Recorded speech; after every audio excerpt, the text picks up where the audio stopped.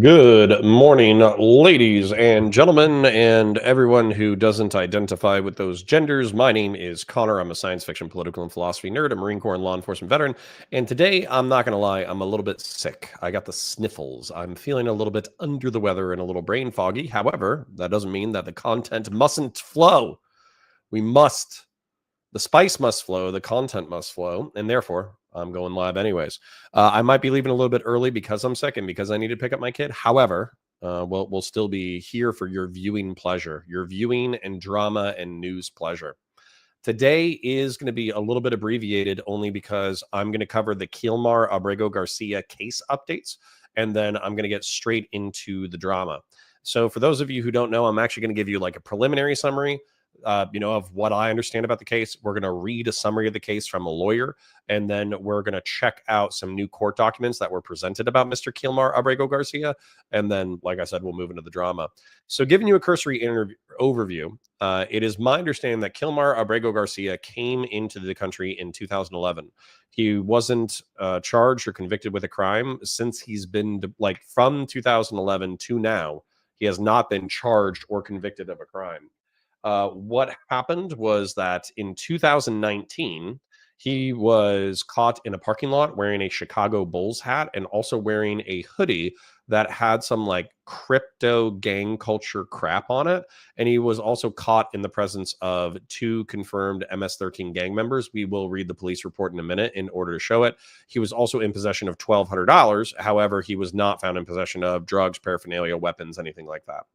In 2021, his wife, with whom I think they have like 3 kids, I don't know if they're biological or not, but his wife accused him of domestic violence battery and effectively said that he beat her several times, but then she rescinded the restraining order request. And effectively, she said since then that they've made amends, they have a good relationship, they take care of each other, et cetera, et cetera.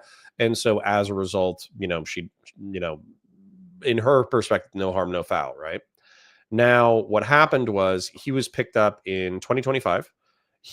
There was a court order against him going back to El Salvador because there was a credible fear of him getting attacked by the 18th Street Gang. And then he was deported to Socot, which is a maximum security prison in El Salvador that we actually have reviewed on this channel before. So the main problem with this that I think Pisco and I debated the other day was that there wasn't due process. And as a matter of fact, the Trump administration violated what due process there was. They snatched him up. They were vaguely aware of the court order preventing him from going to El Salvador. Then they sent him to El Salvador anyways. And now he's there with no ability to get released, right? That's the problem. I think the reason why I and many Republicans, moderate Republicans and Democrats freaked out about this case is because you have the Trump admin violating somebody's due process, sending them to a supermax prison on very flimsy evidence, and then effectively dragging their heels in order to not release the gentleman. There is new information, but I don't think that this information justifies what the Trump admin has done, even if you concede to there being smoke in the police reports and maybe that he's no angel, so to speak. That doesn't mean that he should spend the rest of his life in a El Salvadoran supermax jail based off of these potential gang affiliations and this very circumstantial evidence. So we'll take a look at the evidence momentarily. Philip Coffey says, "Hey there, Connor. Good morning, buddy. I don't know if you're going to like what I have to say in the next hour, but maybe you'll enjoy the drama content afterwards." Jonah Boy says, "Hey, hey." And I say, "Hey, hey, hey, back." Just in case you weren't here a few minutes ago, I am a little bit under the weather, but I'm going to go ahead and do the drama review and the content review. So let's go ahead and change scenes and go to the content in reference to the news in Kilmar Abrego Garcia. And this is a summary, and this is a police report that we're going to read together. So let's go ahead and knock it out. Debate on X has reached a fever pitch over the apparent accidental deportation of Kilmar Abrego Garcia, an illegal from El Salvador who has been residing in Maryland. The facts and the law are complicated on this one, so hang on for this week's wild legal deep dive. Kilmar Abrego Garcia entered the United States illegally in 2011 following alleged repeated threats against his family and his mother's pupuseria, which we need to know what the hell that is. Well, QC John, good morning, good afternoon, Connor and Chet. Good afternoon to you, sir. What's a pupuseria? Meaning.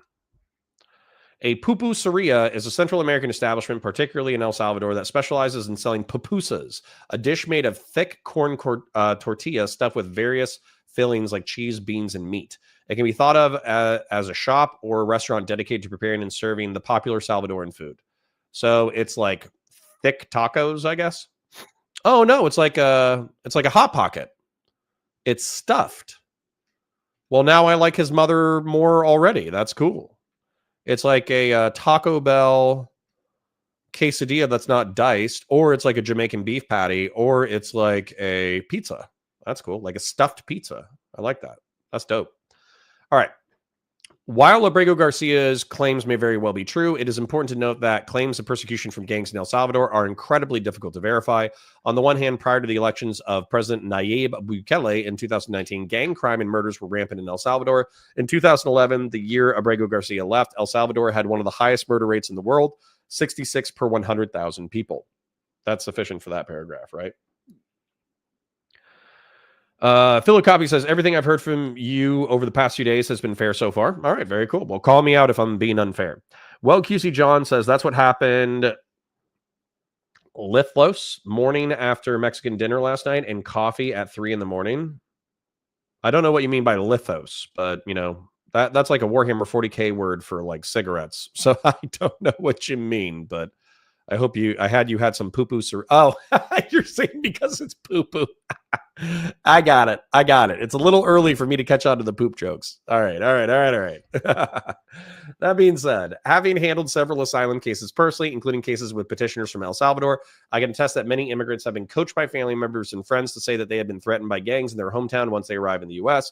There is a legal reason for this. Two of the elements needed to qualify for asylum are, one, they have a well-founded fear of persecution, and two, that fear must be based on past persecution or the risk of persecution in the future if returned to their country of origin. Many immigrants have established these elements and been granted asylum on the basis of gang-based persecution, particularly during the Obama and Biden administrations. So it is well known in the immigrant community that if you simply claim gang-based persecution and support such claims or declarations from family members and friends, you have a greater probability of being granted asylum. Okay, that's cool. I haven't had coffee in months. Yeah, I switched to black tea myself.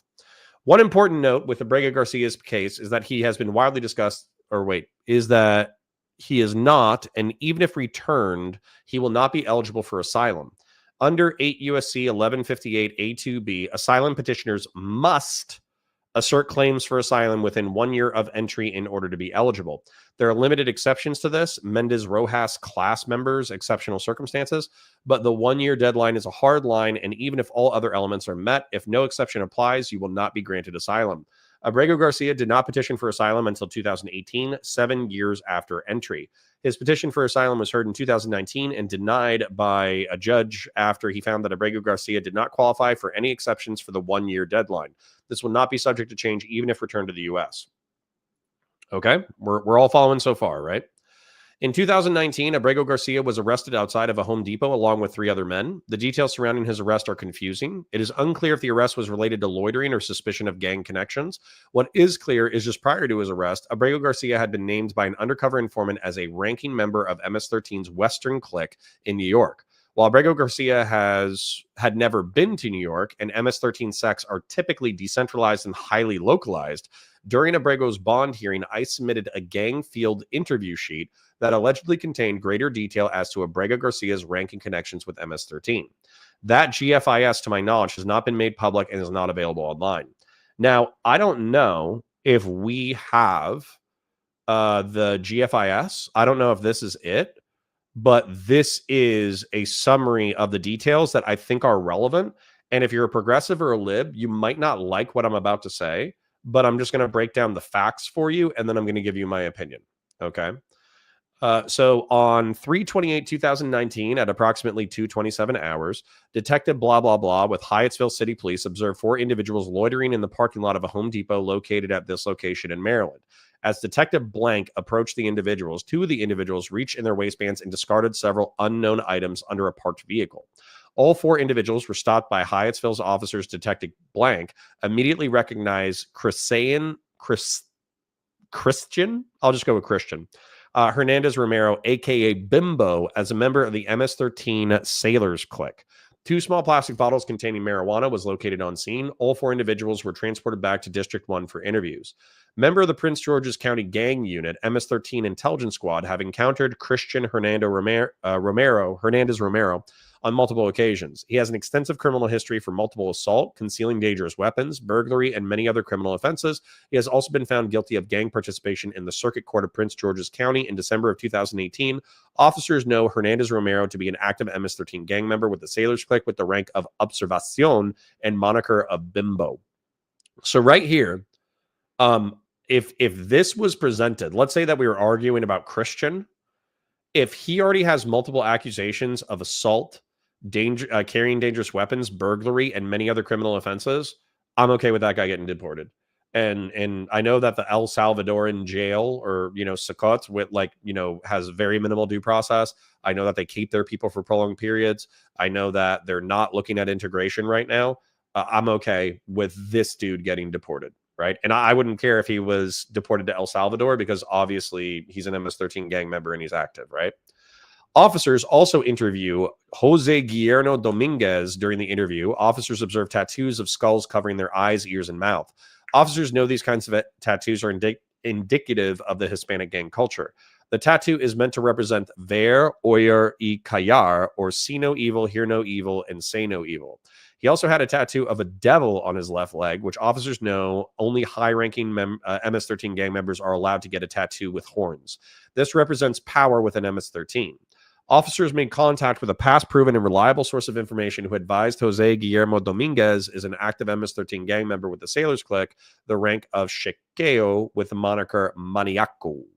So if this was corroborated, where this is like a in-gang thing and it was corroborated by other sources, then I would want Jose Guillermo Dominguez to be monitored for other criminal activity, but also I would have less of a problem with him getting deported as well, which brings us to Kilmar Armando Abrego Garcia, the subject of this controversy. During the interview, officers, next page, observed he was wearing a Chicago Bulls hat and hoodie with rolls of money covering the eyes, ears, and mouth of the presidents of the separate denominations. Officers know such clothing to be indicative of the Hispanic gang culture. The meaning of the clothing is to represent ver, oír, y callar, or see no evil, hear no evil, and say no evil. Wearing the Chicago Bulls hat represents that they are a member in good standing with MS-13. Officers contacted a past proven and reliable source of information who advised Kilmar Armando Abrego Garcia is an active member of MS-13 with the Westerns Clique. The confidential source further advised that he is the rank of Checo with the moniker of Chele. Okay, so officers interviewed Jason Jose. They weren't able to determine his affiliation, blah, blah, blah, blah, blah. All right, anyways. So the point is, hi, Mr. Bombastic. Good morning, good afternoon. Jenna X says, the issue is that we need due process to determine which ones are criminal enough to deport. I don't want Trump unilaterally deciding. It's not a good precedent. Gen X, I'm 100% with you. What Gen X just said is effectively my take, okay? But let me tell you why this report still makes me anxious, even if it's not enough to do anything about, okay?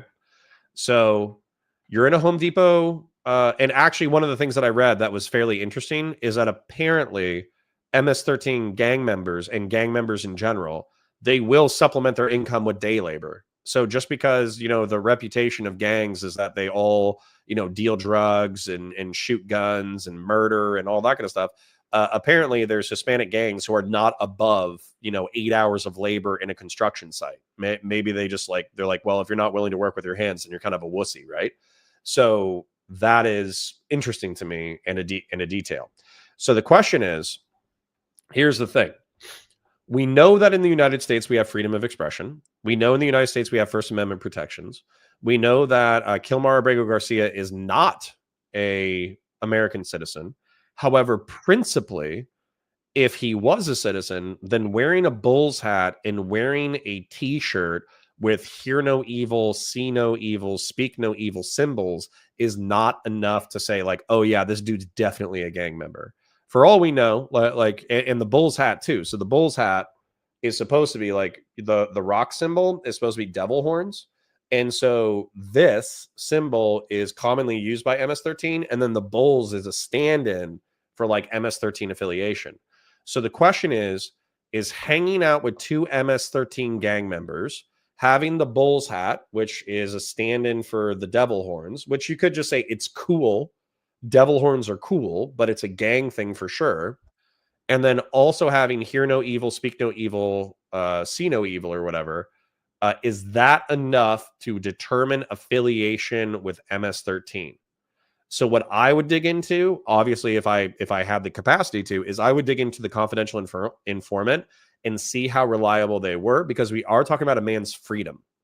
Like, regardless of whether or not he's a citizen, we're talking about his freedom. So Val says, my problem isn't necessarily the deportation, but the admin pain to hold someone in Sukkot. That's my problem as well. If someone gets deported and picked up in their home country, whatever, but deporting people to be imprisoned without due process is going to lead to some bad places. It's not even going to lead to bad places. It is leading to bad places, right?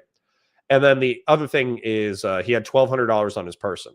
Now, for me, being former law enforcement, this would be smoke to me. This wouldn't be fire, but I would say this dude's hanging out with the wrong people.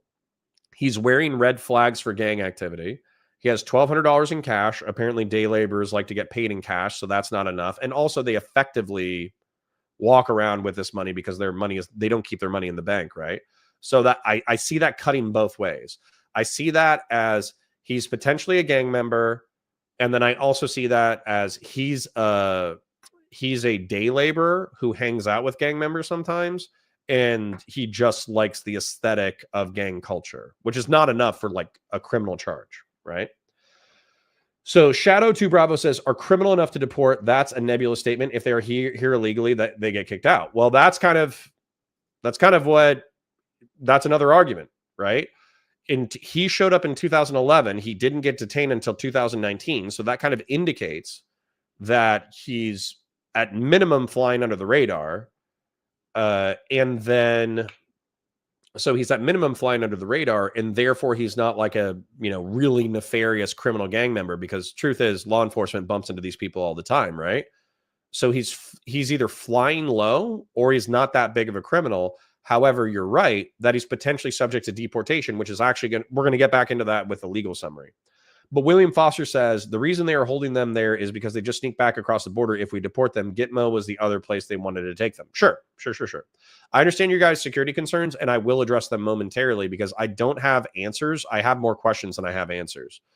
So the aforementioned GFIS was submitted by the government as evidence against Abrego Garcia at his bond hearing. Judge Elizabeth Kessler reviewed the evidence and found it compelling enough to deny him bond. Specifically, she stated the respondent failed to meet his burden of demonstrating that his release would not pose a danger to others, as the evidence shows that he is a verified member of MS-13. I think that's pretty strong language. I think she's using verification in the sense that a CI said he was, and he was hanging out with MS-13, and then he had those gang indicators, right? The determination that the respondent is a gang member appears to be trustworthy and is supported by other evidence in the record. I would want to see that evidence. And the fact that past proven and reliable source of information, which is the CI, verified the respondent's gang membership, rank, and gang name is sufficient to support that the respondent is a gang member. So this determination has been confirmed on appeal. So he talks about the adjudication. He talks about the removal proceeding. And then here's where we really need to get. Sorry if I'm skipping ahead, but I kind of want to get you to the crux of the issue rather than just reading all these paragraphs, is that there was an order against his removal from the country specifically to El Salvador because the 18th Street gang was murdering tons of people and he had credible threats against his family in there. However, the 18th Street gang and the MS-13 gang has been severely cracked down on in the past decade, and therefore El Salvador would be safe enough to return to. That being said, there was a court order saying that he couldn't be returned to El Salvador. So the Trump admin violated that, and then they put him in a maximum security prison. So here's the thing. In my opinion, he was also accused by his wife of beating her in a domestic violence testimony seeking an injunction, which is basically a restraining order. His wife filed a restraining order against him in 2021 for allegedly beating her up. And so right here, we have a guy who's in the country illegally, In 2019, he's caught hanging out with gang members. He's absolutely wearing the wrong clothing. He has $1,200 in cash. It's not enough to arrest him, but it's enough to trip some red flags. In 2021, his wife accuses him of beating her, but then withdraws the petition. So, again, in the American law enforcement context, that's not enough in order to say that he deserves to be in jail or prison here. However, in the deportation context, do you want somebody who didn't report for asylum, who was caught hanging out with gang members with $1,200 in cash in 2019, who was accused of beating his wife in 2021? Is that someone that you're going to grant permanent residence, or is that somebody that you're going to grant asylum? And I think my instinctive answer, if I'm being real with myself, is no. So I think I'm of the opinion that I am not going to vouch. I don't think I ever did, but I'm going to make this clear. I'm not going to vouch for his individual character. I will say that the Trump admin violated his due process.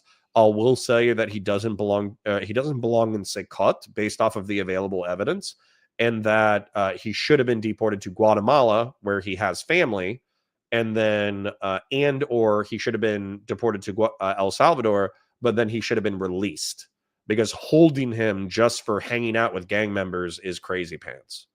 So yeah, that's kind of where I'm at right now, but I'm happy to hear the feedback from chat on where you guys are at based off of this information. Excuse me. William Foster says the reason they are holding them is because they come back across the border. I understand that. I understand your security concerns. William Foster says there are reports that Tennessee state troopers pulled him over and believed he was involved in human trafficking. Right. So this report, again, I want to see the original reports. I don't want the news media summarizing, because that's why I went so hard for Abrego Garcia in the beginning, was because obviously we didn't have firsthand evidence and the Trump admin wasn't presenting anything. So the reason why I presumed they weren't presenting anything is because they didn't have anything. But the truth is they just have smoke. They don't have fire. Right. And so the question is, when deportation is an administrative process, not a criminal one, do you need fire or do you just need smoke? I'm also sick, so like I'm a little loopy, but basically I kind of want to put that to you, chat. Like I kind of want to ask, like, how do you feel about it? Like, do you think that he should be granted asylum? Do you think he should be granted permanent residency because he was a part of the metal fabricators union, and because his wife said that that was the last issue they had, and since then he's been a loving husband and father? So should he be granted the right to stay in? I mean, obviously the Trump admin isn't going to do it, but do you think principally he should? And then same thing with the deportation. If he's deported, where should he go? And then if he's and then Secot is obviously like the ultimate extension of that authority. I have a few people who seem to be defending him getting deported. Do you think that he should be in Secot, which is a supermax jail that is exclusively for gang members? Because he wouldn't be in jail or prison at all in the United States, but we of course have like an infinitely more liberal and libertarian society. So what are you guys thinking? Did you see what she said about it? She said he didn't hurt her. She filed it because of a past situation. Where did you see he beat her besides the DOJ stating it? I saw it on like ABC News, but of course, like trusting news now, I'm getting more skeptical. Kilmar Abrego Garcia, domestic violence. So again, I would like to see the original. I would like to see the original documentation rather than a statement, right? Says the allegations never led to a conviction. I understand that part of it. Let me pause the audio so we don't get audio. Although it's muted, so that's not a problem. So Abrego Garcia's attorney, blah, blah, blah, blah, blah, says that it didn't do it. The order was filed by Jennifer Vasquez Sura in 2021 in a Maryland court, according to the document shared by the DHS. The affidavit for the temporary restraining order alleges that Abrego Garcia punched and scratched his wife, ripped her shirt, and grabbed and bruised her. So we would want to see this, but you know, that's the question, right? So you're saying that only the DOJ said it. Who is this? News Nation Now. No idea who they are, but I saw ABC News almost said that. CBS said that almost here. punched and scratched Vasquez, ripped off her shirt, and grabbed and bruised her, right? Posted the document. Let's see the original. Page cannot be found. Awesome. Thanks, guys. Good job. So anyways, the point is that these are allegations, but oftentimes what happens, I'm just going to share my experience from a law enforcement perspective. Oftentimes what happens with law enforcement is with domestic violence, people start out really passionate where they're like, yeah, screw you. You're going to jail and prison. Sometimes they'll lie on each other. Sometimes they won't. But what will happen is after tempers have calmed, they'll be like, oh, I love them though. They're a good person though. You know, so then they'll rescind what they had said previously. So I'm not saying that's enough. That's not enough for him to go to jail. I'm saying, and somebody brings up the Tennessee state trooper situation. He was driving. He didn't have a driver's license. He was pulled over by a Tennessee state trooper. There were 8 people in the car. He believed that there might be human trafficking going on based off of vibes, but vibes aren't enough. And for all we know, he was working in construction, right, as a day laborer. So as far as we know, he could have just been transporting 8 other day laborers, right? So the question kind of becomes, okay, so we have smoke because he had $1,200 in cash, wore the wrong outfit, hung out with gang members. We have smoke because he was caught without a driver's license transporting 8 different people, but we don't know the context of that situation. And there's smoke because he was accused of domestic violence by his wife, but she rescinded it later. So my question to you, again, at Gen X, I'm actually going to put this to you because you're kind of poking holes in the story. What do you think we should do? Should he be granted permanent residency? Should he be granted asylum? Should he, and under what pretext, right? Because El Salvador is a relatively safe country right now. Should he be deported to Guatemala? Should he be deported to El Salvador? Or should he be put in Secot? That's like the full spectrum of options as far as I'm concerned. I'm actually gonna pause reading evidence, and I'm actually just gonna engage with chat on what they think about it, because to be honest, I don't have all the answers, right? I'm kind of like, I'm mulling this. Pisco, of course, is like, doesn't matter. But, you know, I think it does matter, right? That's why we're talking about it. Gen X says that William Foster, yes, I saw that it was filled. The details are not available. She says he didn't beat her, and why she failed it was because they went to counseling and stuff. Yeah, sure. But Gen X, I think you and I both know, I'm not trying to be rude, but sometimes when people are and I'm not saying they're currently abusive. He could have been great after that. They literally could have had one big fight and then he was great after that. What I'm saying though is oftentimes with domestic violence scenarios, people will go hard in the beginning and then they'll reduce their fervor as time goes on. So she wants her husband back. She wants the father of her children back. So in some ways, she's going to say that almost, I don't want to say no matter what, but she's going to say that if she wants him back in her life. So her saying that doesn't make it the truth, right? Dustin Babaloa says, in my opinion, we need more evidence to deport. And if we deport him, only not to El Salvador. I mean, yeah, so you would send him to Guatemala, where he has family who are allegedly safe. Well, QC John says, is it true the El Salvadoran president said he won't send him back anyways? If that is true, then what place do we have to tell another country that they have to send us one of their citizens? So that's actually the argument from the Trump admin that unfortunately I find to be a convenient excuse, but I also find it pragmatically true. So what I mean by that, because the Trump admin's not going to pressure El Salvador for his release. They're not going to.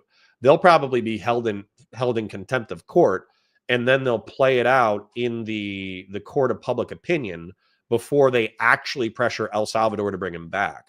So what pragmatic solution do we have to bring him back to the United States? I don't think we can compel another country to give us one of their citizens. Obviously, we could use diplomatic pressure, but the Trump admin is not going to be interested in that. And so if we're not applying pressure at the executive level, if we apply mild pressure at the congressional level, but that's not within their purview of authority, like we had a Maryland senator travel down there last week, but he was effectively denied visitation to Kilmar Abrego Garcia. I don't know if we have the authority. I don't know if we have the capacity. Article that I read, I think it was actually that Twitter breakdown. It was saying that even if the Supreme Court of the United States ruled that the deportation was illegal and that El Salvador needs to return the citizen, the Supreme Court does not have the authority to compel the nation state of El Salvador to return him. So What do we do with that? I think that, no offense, I'm going to say a naughty word. Sorry, Ken, and sorry to my ma. I think the people who sympathize with him and who are furious at the violations of due process, I think that all of us are fucked. I'm just being real. Maybe I'm sick, maybe I'm tired, maybe I'm more cynical than usual. But that's my vibes right now. Is like legally we're fucked. So Sun's Fever says, I've hung out with Hell's Angels, didn't make me guilty, but I also didn't dress in Hell's Angel gear and commit crimes. Don't agree with the jailing, but the deportation, yes. Yeah, so if I'm hearing you correct, Sun's Fever 83, you're basically saying the same thing that I'm saying, which is deport him to Guatemala. That would be my compromise, basically, is like, if she wants to live with him, you can live with him in Guatemala. He's got family in Guatemala. Guatemala is probably, for Central America, it's probably a relatively safe place to be. And also he could return to El Salvador, but then El Salvador is putting him in Sukkot. So if I was the Trump admin and I wanted to show any charity or faith, then I would petition for Abrego Garcia to be released from Sukkot, and that's it. And I would say effectively, like, hey, it's not enough to put him in Supermax prison for the rest of his life, but we don't want him, right? Gen X says the original filing just says it's filed. I searched the clerk of court. There are no records available. They're going to be in there somewhere. They're going to be in there somewhere, right? We should see the original. I agree with you, Gen X. Gen X is saying, yes, I want to see that. Why won't they post that? So I'm not going to lie, guys. I'm just going to share this with you. I understand this might upset some liberals and progressives, but I'm going to share it with you because it's genuinely my frustration with the left. It is. Okay. The right, though, is actively lying and being disingenuous and being propagandist. So we should call out the right as often as possible. But I'm going to share a frustration with you guys. So what would happen oftentimes, let's use Kyle Rittenhouse as an example, or Trayvon Martin as an example, okay? With Trayvon Martin, the narrative immediately after the shooting is that, by the way, I'm 20 minutes south of Sanford, is that Sanford PD has a bad reputation. A white guy, Zimmerman, a German guy, a neo-Nazi, stalked, hunted down, and murdered a black teenager. That was the George Zimmerman and Trayvon Martin case, right? Reality is that Trayvon Martin was on the phone with his friend. He was talking to his friend and he was saying, hey, some dude is creeping on me. He was going home to his house. He had Skittles and some precursors for scissor, which is not like you shouldn't kill somebody for scissor. That's not what I'm saying. The no angel statement, right? And then he told his friend, hold up, this dude's still creeping on me. I'm doubling back. And then we have a fist fight, right? Between the two of them. They go to the fist fight. They start fist fighting. Whatever words were said. They start fist fighting. Zimmerman starts to lose, and then he shoots and kills Trayvon Martin. Well, that's not a murder. Okay. That is a confrontation that escalated to the point that self-defense could or could not be justified. And then a homicide occurred. So you can still hate George Zimmerman. I don't care. That's totally fine. If you hate George Zimmerman, if you think he's a piece of shit, if you think he's an evil person, if you think he's a wannabe cop who has a chip on his shoulder, this, that, the other, that's totally fine. You think whatever you want to think. But I'm telling you, the difference between reality and the narrative was so stark that I stopped trusting legacy media because of the differences between the narrative and reality. And this is how I feel about Kilmar Abrego Garcia, because the narrative around the Home Depot thing was like, well, he was just a day laborer and he just had a Chicago Bulls hat on, so it wasn't that big of a deal, blah, blah, blah, blah, blah. Well, I'll tell you, and that's what his lawyers presented to the court, and that's the way the media presented it because they wanted to make Kilmar Abrego Garcia more sympathetic, which I understand. He's still being wronged in the scenario. Okay. I'm not saying he's not being wronged. However, the context that is being left out because I'm an uninformed plebeian is that he was hanging out with two other confirmed gang members. They threw marijuana under the car. He was found to have $1,200 in cash on his person. He was wearing a hoodie that said, fear no evil, see no evil, speak no evil, which is a Hispanic gang culture communique. And then he also had the Bulls hat, which is the devil horns, which is a dog whistle for MS-13. And he was hanging out with MS-13 gang members. That's relevant. You can say that it's not enough for him being in jail. You can say that it's not enough for him to be deported. But when you add in the potential accusation of human trafficking, when you add in the bull's hat, when you add in the hoodie, when you add in the $1,200 in cash, when you add in the DV, you have to ask the question, is this the guy that you want in your country as somebody who is not legally entitled to be here? And I would love to see your answers. I would love to see your answers in chat because, again, I'm a rhino, never Trump Republican. I'm a centrist. I can see arguments from multiple angles at once, and I try not to personally invest too much in any individual narrative. So I'm kind of curious to see what you guys are thinking. So I'm going to scroll through and take a look at what you guys are thinking. William Foster says, yeah, that's deported. Philip Coffey says, it does feels frustrating when both sides either obfuscating or omitting information. It feels like a gray area with this character wholly overshadowed by the due process violations. That is the strongest statement that I agree with. Anything that I say about Kilmar Abrego Garcia's potential character does not overrule the due process violations or the fact that he's currently sitting in a prison without due process and potentially could be kept there for life. Nothing I say changes that fact and how that's an anti-constitutional abuse by our government. I want you to hear me when I say that. Gen X says, I want to see that. Why won't they post that? I agree. Why did it take them a week for them to release this, public record from law enforcement that helps substantiate their claims that he was an MS-13 gang member? They effectively did like an in-group, out-group, like cult dynamic where they were like, just trust us. He's definitely MS-13. If you don't think that he's MS-13, then you can go pound sand. And so all of their zealots and sycophants just globbed onto it and were like, of course, yes, he's definitely MS-13, but they didn't see the documents. They might now be partially vindicated in that there were more indicators than previously publicly disclosed, but that does not mean that they have like a healthy attitude when it comes to skepticism about government power. Gen X says, Philip Coffey, exactly. I don't trust either side's interpretation. I want to see evidence regardless. He should have due process. It's not a specific situation. That's the problem. It's the procedure that I'm defending. I'm with you guys. Even if it sounds like I'm giving more weight to the evidence that says that he could be a bad guy, I'm with you guys. So I want you to hear me when I say that. Charles Burrows said there should be at least some sort of investigation and we hold him here. Sure. He should have a trial. He should have evidence presented, due process. Exactly. That's why we should have a trial to determine the truth. Right. But then the question is, do you have a trial for every single person that you're deporting, or can you expedite it? Dude Man Sue says, Connor, did you see Sebastian Gorka calling anyone who disagrees with the Garcia deportation that they should consider a terrorist supporter? Shit's getting scary. Yeah, that's evil. It's evil and retarded. Sorry for using the R slur to my progressive audience members, but like, that's the kind of stuff that we're contending with. So on one hand, this is actually something that Steven Destiny would say. He's like, you're being way too charitable and you're evaluating the facts like in way too good of faith, whereas the opposition is effectively calling you terrorists because you want due process for the deportation of a person before they go to a supermax prison for the rest of their lives based off of wearing the wrong clothing. Right. And so that's where I don't want to give too much credit. I think this is what Pisco was afraid of when he saw me tweeting about this stuff. He's afraid that I'm going to give, because this is centrist brain. Centrist brain is like, I don't know which way is up. I need to figure it out first. Give me all the information. That's centrist brain. Right.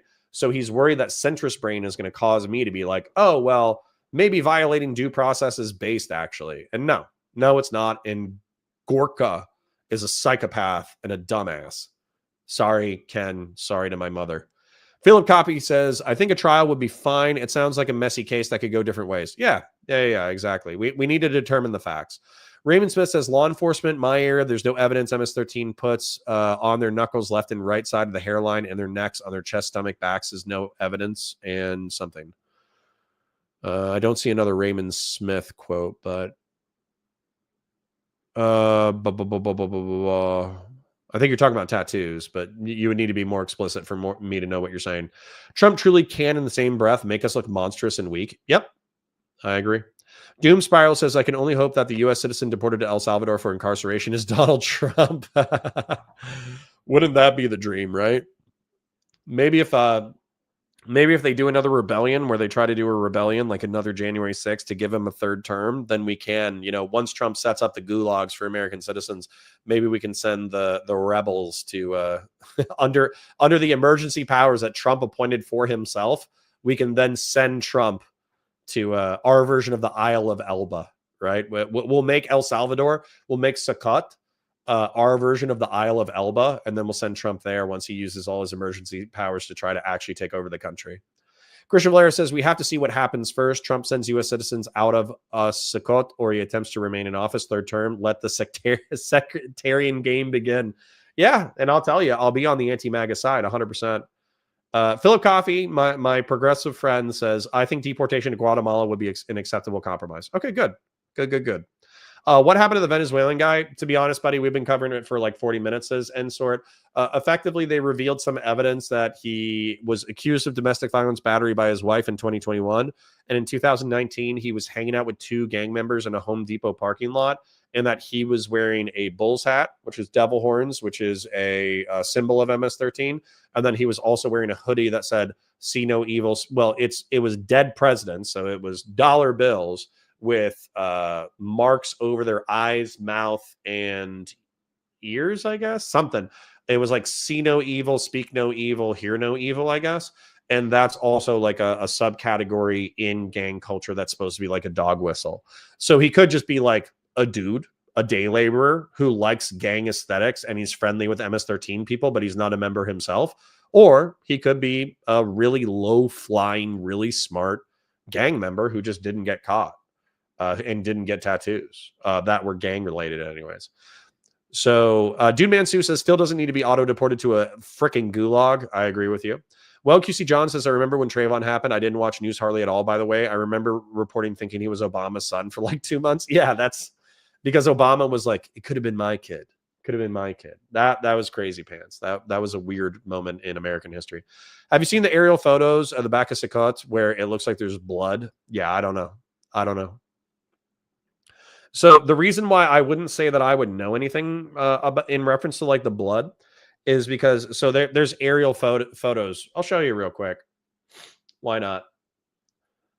But the thing about it is I never, when it comes to this kind of stuff, I've had so many weird pictures, aerial photos, Sakut, blood. I've had so many photos be like angles, color, all that kind of stuff, that I'm not willing to say anything, or I'm not willing to say anything. I'm not willing to make any kind of determination off of this, right? So this could be like wet concrete with a cleaning product, like they're using like cherry fabuloso, and they had them like deep clean the barracks, and then that's cherry red fabuloso. Now, that being said, this also could be human blood, because the truth is that, El Salvador is an authoritarian regime. So they might just be executing gang members. No idea.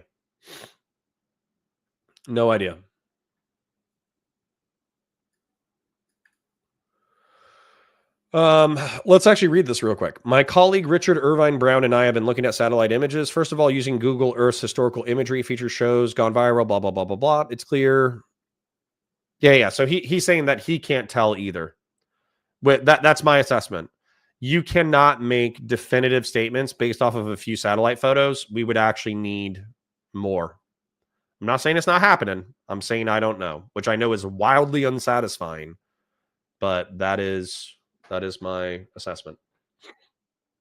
We'll get into the drama segment in a moment. I just want to kind of wrap up and kind of vibe check in chat real quick. So, our slur is accurate. Well, thank you, Dude Man Sue. I do appreciate that. Seraph says 100% good. And Martin was shot and killed for it. Oh, wait, sorry. Christian Blair has an earlier comment. Unfortunately, Martin willfully chose to double back and jump Zimmerman, supposedly while George was looking for a street sign to give to 911 dispatch later. It wasn't even mutual combatant fight. Well, we don't know that, right? Because once Trayvon went back and was like, yo, why are you following me? Like, we don't know like when it started, right? And Martin was shot and killed for it. Yeah, like if you're not there, if you don't see it with your own eyes, if you don't have video footage of it, then you don't know what happened. Right. At least that's what I learned in law enforcement is you don't know what happened. You go with the evidence that is like strongest, effectively. Mr. Boombastic says, man, I don't need don't you need a trial to show someone as a potential criminal? Nope. So that's actually the Trump appeal, is that it's an administrative process, not a criminal process. They're not saying that he is a confirmed member. Now they are. They're saying it publicly now on national television, but they're not saying that they've convicted him in a court of the United States that he is a confirmed gang member of MS-13. They're saying that there's enough dog whistles of him, playing with fire around gang stuff, that they're comfortable saying he's a member of gang MS-13, and they're comfortable deporting him back to El Salvador, with whom El Salvador can do whatever they want with him. That's what they're saying. So yeah. Is Gorka even a citizen? That effer can go back to Bongerland. True. Philip Coffey says, what's frustrating is the exaggerations and or lies cloud everything. At least of these dual realities that remind me of things in Russia where all lies make people stop caring. Dude, that's where it is. That's where it is for me too. Where, trust me, I am like as anti-MAGA as they come, but do not. What the fastest way for me to stop taking someone seriously is for them to pee on my leg and tell me it's raining. And that is consistently when you force people to believe in things that aren't true, and you force people to omit facts that are inconvenient to the narrative, you effectively say that you cannot be trusted with actual information. And so that's where I get immediately skeptical of anybody who tries to compel me to believe things against facts that I know are true. So yeah. Isn't there an island in Alaska full of bears? Yes, based, Seraph. To be fair, this doesn't sound like an issue that can be 100% codified, so there's going to be leeway in either direction depending on the administration in power. I mean, agreed, but that's the issue. Kesoko says, for freedom! And I agree. All right, I'm going to wrap up chat in a second, and then we're going to start the next segment. But Philip Coffey says, I saw an Ezra Klein vid this morning on this story, and I like Ezra, but the vid wrote off the Bulls attire facts and left out that he was with other known gang members. That's my problem, man. That's my problem. Ezra Klein is a known popular alternative media pundit, and he is omitting facts that are inconvenient to his narrative. And that immediately, as soon as you start doing that, I start trusting you less. I don't want to talk to you as much, because effectively what that tells me is that if you bump into something that is pertinent or critical to a situation, you will ignore facts in order to shore up your ideological tribal base. And I'm dead serious. I say this, and I mean it with my whole freaking heart. I think tribal politics is killing our country. So I hate this. Doom Spiral says, it's amazing to think how Republicans who yelled about leftists and gulags and labor camps saying this was all left-wing stuff contort themselves into Brussels justified foreign labor camps. True. Why don't they care about gulags when it's from the right? And it's, of course, because they're psychos. They're psychos without principles. Lol, fabulous. Yeah, we need to get a Fabuloso sponsorship. So Raymond Smith says, well, so why aren't you talking about the Purple Heart bro that served this man's army? Why aren't news media putting this out? You'd have to be more specific. So why aren't you talking about the Purple Heart that served this man's army? Why aren't news media putting this out? What? I don't think Kilmar Abrego Garcia was a veteran. What are you talking about? Yeah. Sean Kaplan says they act far too well behaved when documentary crews are there for nothing shady to be happening. I mean, agreed there. They probably got told, if you guys act up, then we're going to beat your ass and put you in solitary, right? No problem, Doom Spiral. I see it. Raymond Smith, you're going to have to explain yourself if you want me to take a look at it. I'm not even going to Google whether or not Kilmar Abrego Garcia is a veteran, because I'm pretty sure if he was a United States military veteran, that would have been all over the news as well. But moving to the next segment. So I'm going to breathe for a second, because frankly, I am sick. I am falling ill. So I need to breathe. And by the way, I'm gonna skip the opening, and I'm gonna show it to you real quick. Just real quick. I'm gonna turn off the volume. He zooms in on his mouth, which is gross. I'll tell you who this is and why we care in a second. He's in his underwear. He's working out. He shows the upper part of his belly. He's watching Ethan Klein. He's being gross. Then this gets a little bit more funny, I guess. Idubbz feels the comment cop. He has a gold tooth for some reason. I have no idea why he has a gold tooth. But he decides to put on the comment cop uniform. And then he's dancing around doing kung fu. He smokes a cigarette, I guess, real quick. Drinks a beer. runs, and then starts the segment. We'll start here because I hate this guy with my whole heart. That's fine if you like Hassan Piker. I hate Hassan Piker with my whole heart. I'm just not going to lie. Oh, sorry. I wasn't even watching it with you guys. But I did describe it for you, and suffice it to say, it's as disgusting as I described it. So let's do a little intro and get into it. So, hi guys, my name is. Oh, actually, let's do full screen so people know who I am. Let's do that. Over here, full screen, and then we'll do it. So, hi guys, hi you beautiful, beautiful souls in my chat right now. My name is Connor. I'm a science fiction, politics, and philosophy nerd, a Marine Corps and law enforcement veteran, and probably politically easily definable as a never Trump Republican. We are going to be watching a segment today involving the creators Idubbz, Ethan Klein, Hassan Piker, Denims, and a few other crazy characters.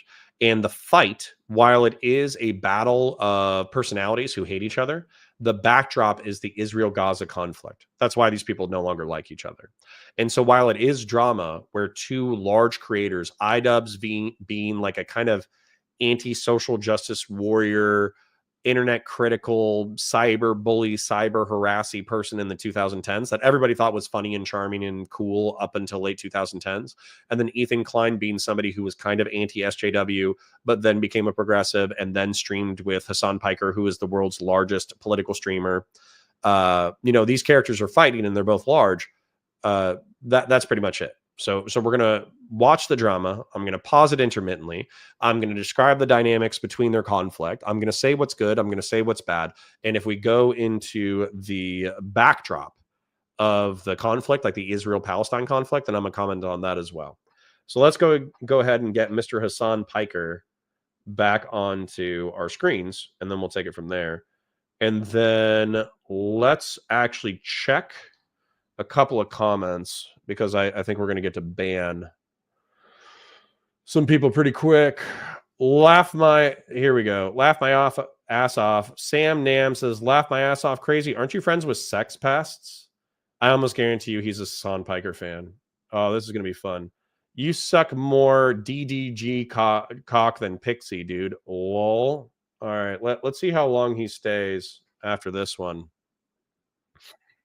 So, Destiny, a consigliere of mine, a friendly acquaintance on the internet, allegedly leaked homemade pornography without the consent of the people that he made homemade pornography with.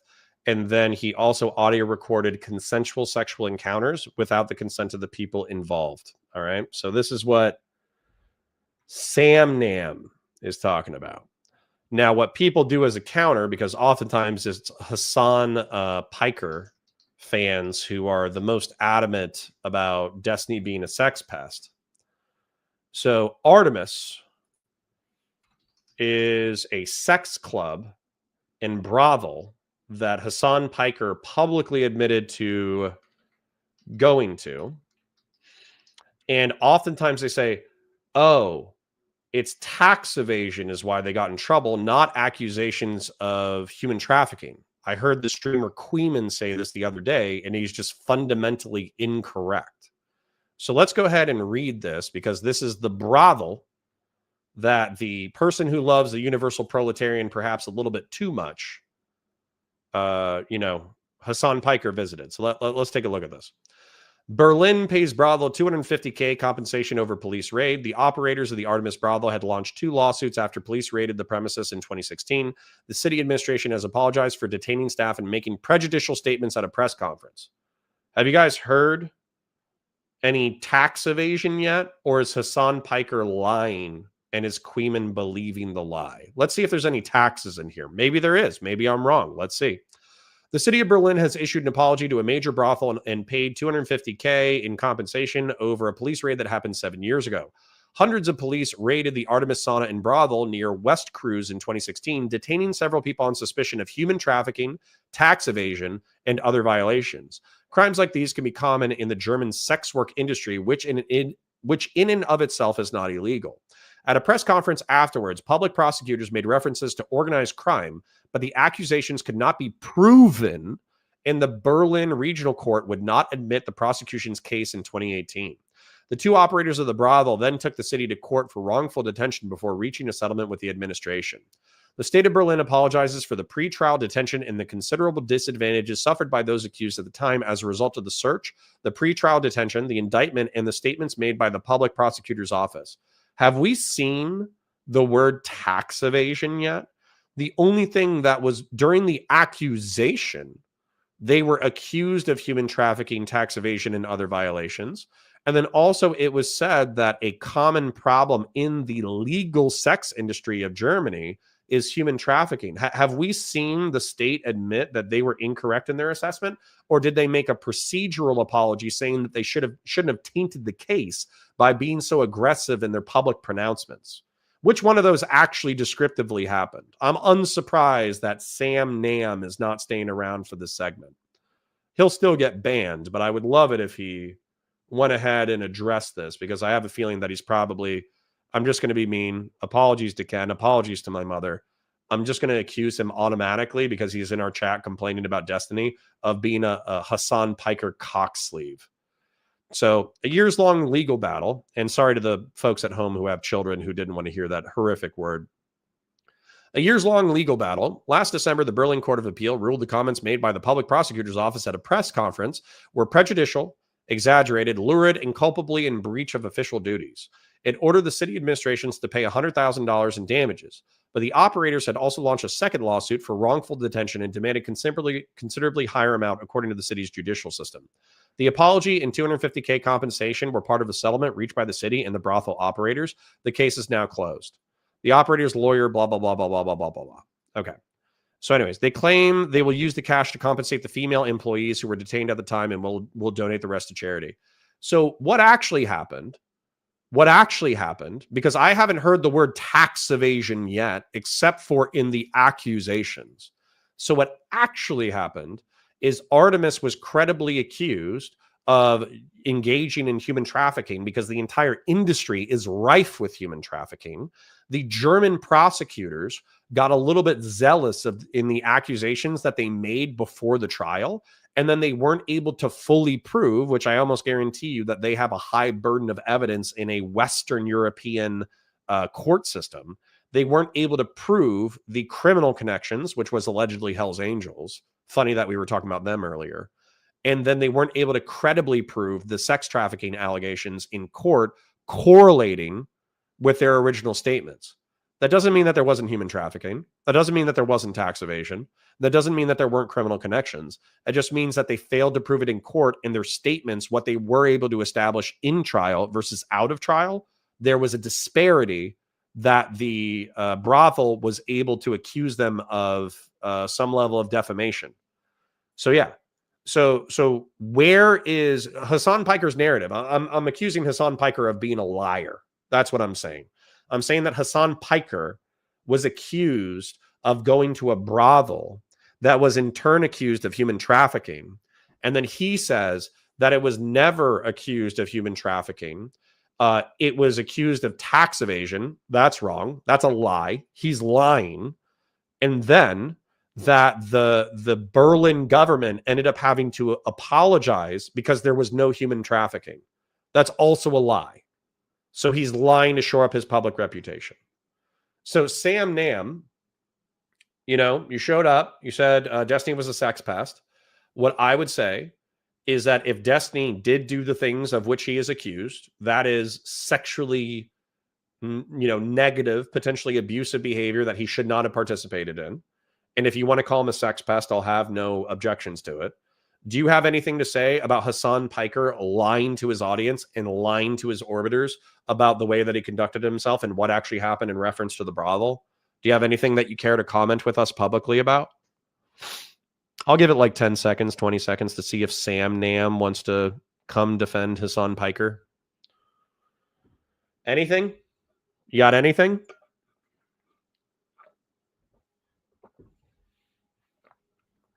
No? Dead silence? Okay. Well, since I'm sorry, I might use some other negative words. I understand we try to keep the stream PG-13 as much as possible. Because Sam Nam was pusillanimous, showed up, talked about another streamer who isn't even involved in the drama, threw out, some kind of, I don't know, vague accusations at me that I'm sweeping Destiny's crimes, which I'm not. And then he didn't feel like defending probably his internet daddy, Hassan Piker. I have now banned Sam Nam from the chat. If you're going to come in and be critical, that's totally fine. I have no problems with people bringing up interesting arguments or disagreements with me. That's totally fine. If you do the whole, you're bad, man, if you do that, you're bad, and then you don't substantiate or defend your statements, you're getting banned. So just sharing that with you. But anyways, a quick shill before we start the segment. Although I'm going to leave that in the segment, because getting one guide, as Sean Kaplan points out, is very fun. So, like the stream. If you have not liked the stream already, liking the stream lets other people know that we're live, and then they can come and join us on this glorious day of drama. If you do not have money, do not give me money, okay? I do not need your money if you are just paying bills, or if your 401k has taken a 40% hit. Do not worry about donating to the channel. However, the goal of this channel is eventually to create enough content and be live enough that we are financially self-sustainable. Just being real, we're not there, which is totally fine because we just started. We've only been around for 2 weeks. However, if you do have dollary dues burning a hole in your pocket, if you were going to spend $10 on cosmetic Fortnite skins later today, I would appreciate it if instead of buying cosmetic Fortnite skins, if you paid me instead. You don't have to, but I'm asking you. Christian Blair says, I think Connor is going to watch it. Basically, content comp about Ethan was done and Hassan and all his orbiters were in it. Exactly. K Soko says, come on, Connor, we have a term for them. Pussies. Okay, well, I was trying to be nice. But you forced me to not be nice. So with much ado about little, let's watch this drama. To you live from a cloudy day here in California, Los Angeles. We're live and alive, and I hope all the boys, girls, and MBs are having a fantastic one because today's a beautiful day. I have a very important announcement. I've finally done it. I watched Ethan Klein's content nuke, and I'm not going to call it context puke as I normally do because the reality of the matter is it was brilliant. Nothing was out of context. Everything was correct. I am an Islamist, fundamentalist, radical terrorist. I am a vicious anti-Semite. It's true. Most importantly, Ethan is more attractive than me, both physically and also mentally. I've been lying about everything, including my glasses. They're fake. He was right about that. That's not even in the content nuke. And he was right about that too. How did he know everything? How? Wake up, Ethan. Wake up, Ethan. Ethan, wake up.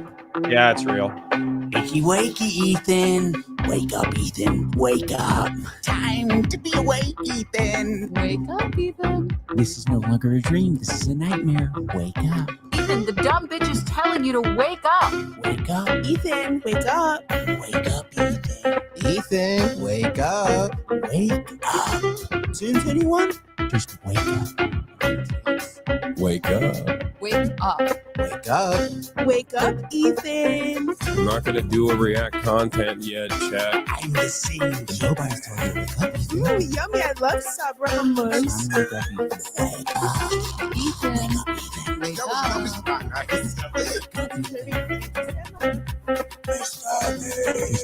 up.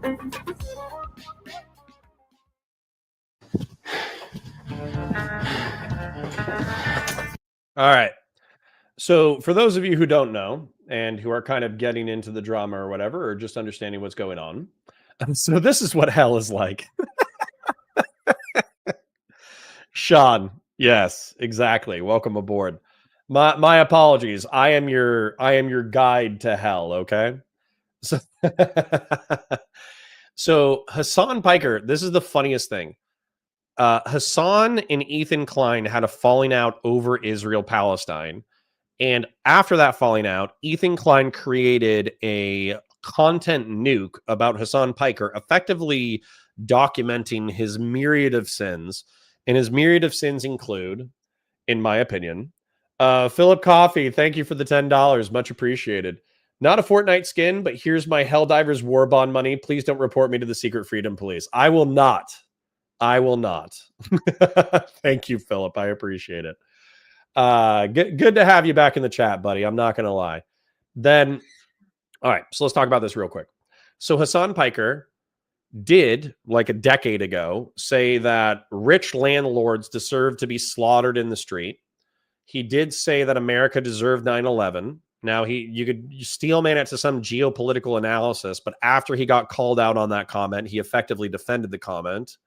Then he talked about a congressman getting their eye hole, sodomized is the wrong word, but penetrated physically by the phallus of a Taliban warrior. That was another one of his spicy takes. Then when October 7th came out, he seemed overly sympathetic to the Palestinian cause. If you sympathize with Palestine, that's totally fine. I'm not talking smack about whether or not you can sympathize with Palestine. That's totally fine. But then what he did is he effectively, rhetorically, and logically justified terrorism. And then he also minimized the sexual assaults that did occur on October 7th, saying that because the rapes and murders of October 7th, the rapes specifically, were not systematic, he didn't care about them because the genocide of the Gazan people outweighs the rapes of human beings. And by the way, as a matter of fact, I need to change my display thing. Thank you for the donation. I'll get to it momentarily. By the way, I don't know if you know this. Two things can be bad at once. I know that I'm stating the obvious because my audience isn't retarded. Thank you for not being so stupid. However, two things can be bad at once. Israel destroying 80% of buildings within Gaza and killing 40,000 people, half of whom are militants and half of whom are civilians, and then also destroying some of the civilian infrastructure in Gaza, and then playing footsie with the Trump administration in order to effectively do ethnic cleansing in the Gaza Strip.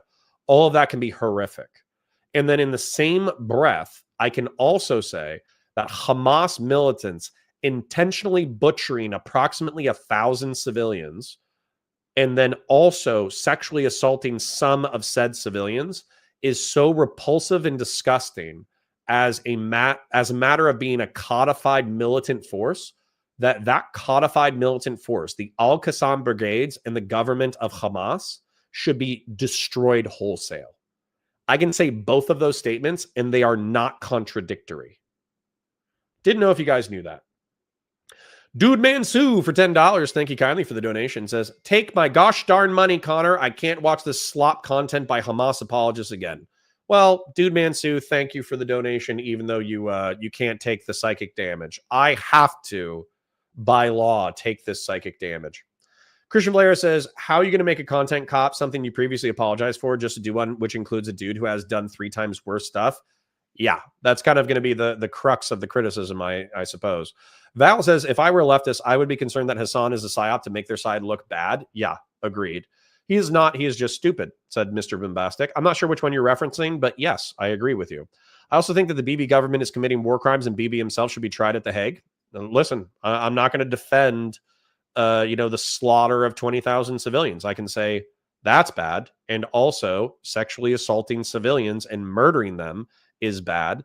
And anybody who is guilty of either crime should at minimum be prosecuted in a criminal context, or they should be wiped off of the face of the planet. I can say that. Raymond Smith says, I'm working on a picture. I'll send it to you. Computer keeps crashing. Okay. Appreciated. Let's continue. We're very early into the content.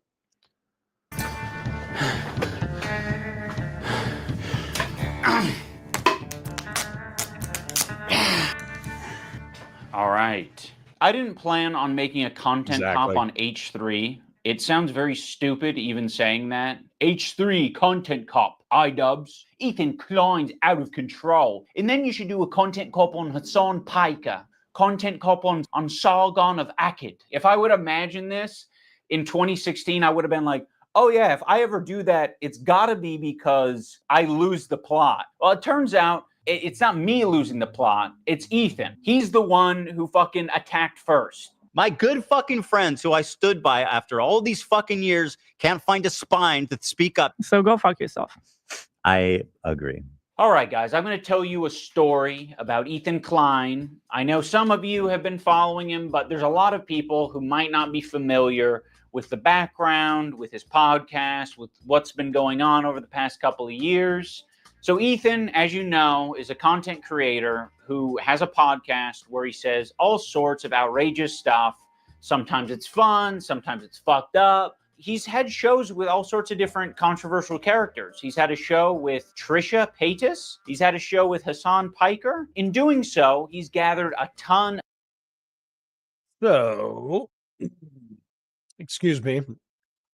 Sean Kaplan sarcastically, I need say, says, there are no Israeli citizens, only settlers and genociders, which is something that I believe that Hassan Piker, either inadvertently, he had a Freudian slip where he said, there's baby settlers. Now, this is in the context of who's talking about like valid military targets. So the inference being that there are settlers in the West Bank and presumably in like northern Gaza, I guess. I don't know how many settlers there are in Gaza, probably mostly in the West Bank, right? But we're talking about valid military targets. And so when he says that there are baby settlers and they're talking about settlers being valid military targets, the implication being that you could kill kids and have that be like legally justified. Now, maybe this is my Western chauvinism showing. Maybe this is me just kind of, being a Western imperial dog. However, I am of the opinion that you should minimally kill civilians at all costs, children in particular, because they have the opportunity to grow and change. You should try to kill a minimum amount of children. And then if, God forbid, let's say you get into a military conflict and you kill military-aged men and women who are armed in said conflict, and then there's children who are left unscathed physically by said conflict, then you should probably take them into your custody and try to return them to your opponent's side at a time that is going to minimize the harm to the children as much as possible. That's my opinion. Now, that's a Western chauvinist, military imperialist position on like the rules and laws of warfare and moral conduct in war. This is not something that the organization of Hamas or Hezbollah share, which are organizations that Hassan Piker backs. So Sarav Joshi says, I don't know why YouTube keeps recommending different Hassan channel even after selecting don't recommend the channel. Well, the good news is I'm not a Hassan channel, so welcome aboard. Mr. Bombastic says, Valor Media Network, how much do you know about the Idubbz, by the way? So with Idubbz, as far as I know, he got really popular doing critical video essays about other content creators in the mid-10s and late 10s. He used to have pretty edgy rhetoric and effectively say that you can't be racist in one direction and not racist in the other direction. You need to be, if you're going to say slurs about certain groups of people, then you need to be able to say slurs about everybody. I think one of his most famous quotes is, it's either good for everyone or it's not good for anyone. And since then, he's moved into the more progressive camp where his content, frankly, for the past 2 or 3 years has sucked. I'm also aware of the Sam Hyde interview in which he tried to interview the controversial internet figure Sam Hyde and try to punk him and show how he had like fallen off via a documentary. But Sam Hyde kind of reversed the documentary and turned it into like a post-ironic comedy where he was screwing with Idubbz the entire time. And as a result, Idubbz basically had a documentary that was very difficult to edit because Sam Hyde had screwed with him and pranked with him the entire time that he was around. That's what I know about Idubbz in a minute. That was Ethan crashing out? Well, you can make an argument that he's caring about things that he shouldn't care about, Jonah Boy. As a matter of fact, that's going to be one of my arguments that I actually agree with Idubbz on because I pre-watched maybe 10 or 15 minutes of this. However, we'll get there when we get there. Assuming his criticism of Ethan are accurate, justified, I can't wait to hear the justification for including Hassan. Yeah, right. Yes, he's not going to address that. I'm just going to go ahead and jump ahead and say that he's not going to address why he has Hassan, the Houthi terror apologist, why he has Hassan, the Hezbollah terrorist apologist, why he has Hassan, the there were no rapes on October 7th. You could say no systematic rapes, but I'm pretty sure I've heard him say the former as well. Why he thought it was good to platform I hope veterans get PTSD, Frogan, and also Denim's, another Hassan waiting room, who cheered on the fact that a parent had been a Zionist. And the way that she phrased it was incredibly dumb. I'll give her the charitable read. The charitable read is that a parent was a Zionist and then stopped being a Zionist and supporting the state of Israel after 6 months of talking to their progressive child. The way that she read it, though, it sounded like a parent had gone from supporting the state of Israel to supporting the terrorist organization Hamas, and she was cheering that on. Now, I'll give her the charitable read, but that clip is like heinous. And to say that there are Islamist jihadist sympathizers in Hassan, Denham's, and Frogan's audience is not an overstatement. That's just 100% accurate. Christian Blair says he didn't say it exactly, but he defended it. The person who said it was Second Thought. Interesting. No more Israelis in Gaza. It comes from Second Thought, though, saying that all Israelis are settlers and legitimate targets. There we go. Basically, all the settlers were kicked out of Gaza when Israel left Gaza back in the day. Settlers would basically be in the West Bank. Yeah, there we go. That's more to my understanding as well. All I know about Idubbz is that he used to say the N-word. That's what most people know about Idubbz. Hippopotati says, I think I disagree with your argument that the rapes were not systematic as there was too much of a pattern, but okay, it would be at least arguable. To say there were no rapes, rape apology is not arguable. Hippopotati, I'm on your side, okay?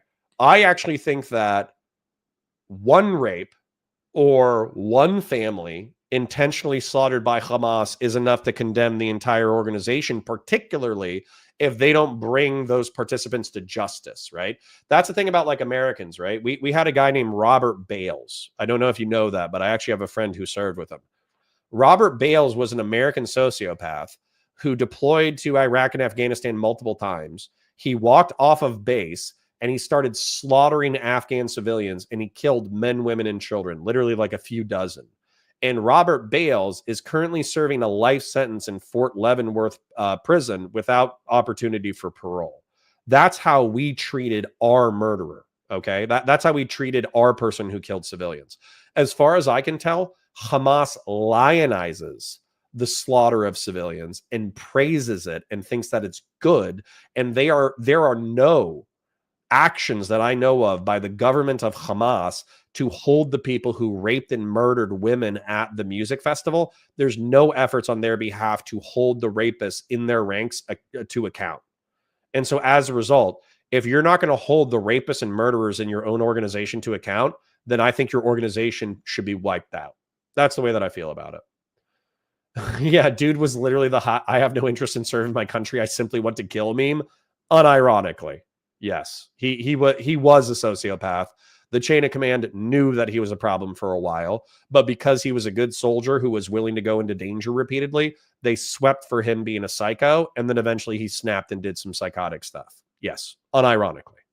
Of different audiences. Now, in his podcast with Hassan, Leftovers, they would mostly talk about surface level progressive shit and make fun of right-wingers. And you're telling me he didn't flick their dick once at least? Oh, that's 100 shavers, you trans women. I say, oh no! And it was mostly that until they actually had to reckon with a very serious topic. I would say that Hassan was very well equipped to talk about that topic. Palestinian people living in the West Bank are subject to these horrific conditions, horrific living conditions by the state of Israel, America's greatest ally and the only democracy in the Middle East, if you ask Republicans and even liberals. Well, the dance he invented was so kick-ass.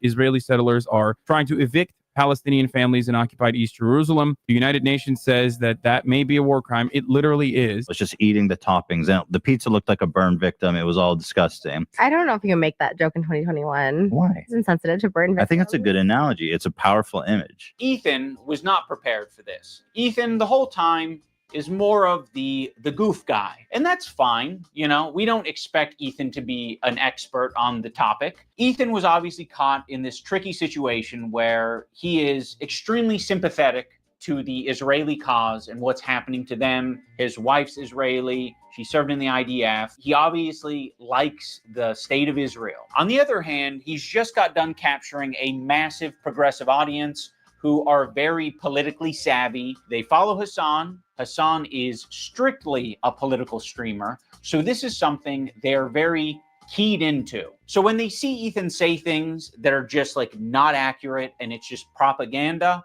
they're going to call it out. From the river to the sea essentially means the state of Israel is going bye-bye. So this massive progressive audience that Ethan has, adopted over the years, they're becoming increasingly critical of his position because now he's talking about it not on Leftovers. He's now talking about it on his podcast. What I want to do is show you guys how I see Israel, because you don't see that when you listen to Hassan and you hear all these fucking mega lefties talking about it like it's some super racist, crazy, like Jim Crow style of society. Like, I can't wait to show you guys. The other day, Bibi fired a really good guy that a lot of people are pissed about. So Ethan is having this back and forth. So hold on. We need to start cracking this apart. The problem is I unfortunately already know a substantive amount of these criticisms and why these criticisms suck. So Mr. Bombastic brings this up already, and this is a counter to the following statement. Hassan was well equipped to have that conversation. He's been talking, and this isn't a direct quote, but this is what's implied through the clips. He's been talking about Israel for a long time. Since 2019, but I almost guarantee you, I think that Hassan has been doing political commentary with the Young Turks since the early 2010s. So he has been talking about geopolitics for a decade. But here's the thing. I'm just going to be mean about it. I'm going to say sorry to Ken. I'm going to say sorry to my mother. Hassan Piker is a fucking retard. Okay? Hassan Piker is a dummy. He doesn't know what he's talking about. He's very stupid. He doesn't have the real like biopic of Hassan, the real biography is that Hassan Piker was born to a rich family in Turkey. His family had him in New Jersey. That way he would be a United States citizen. He was raised in Turkey in incredible wealth and privilege.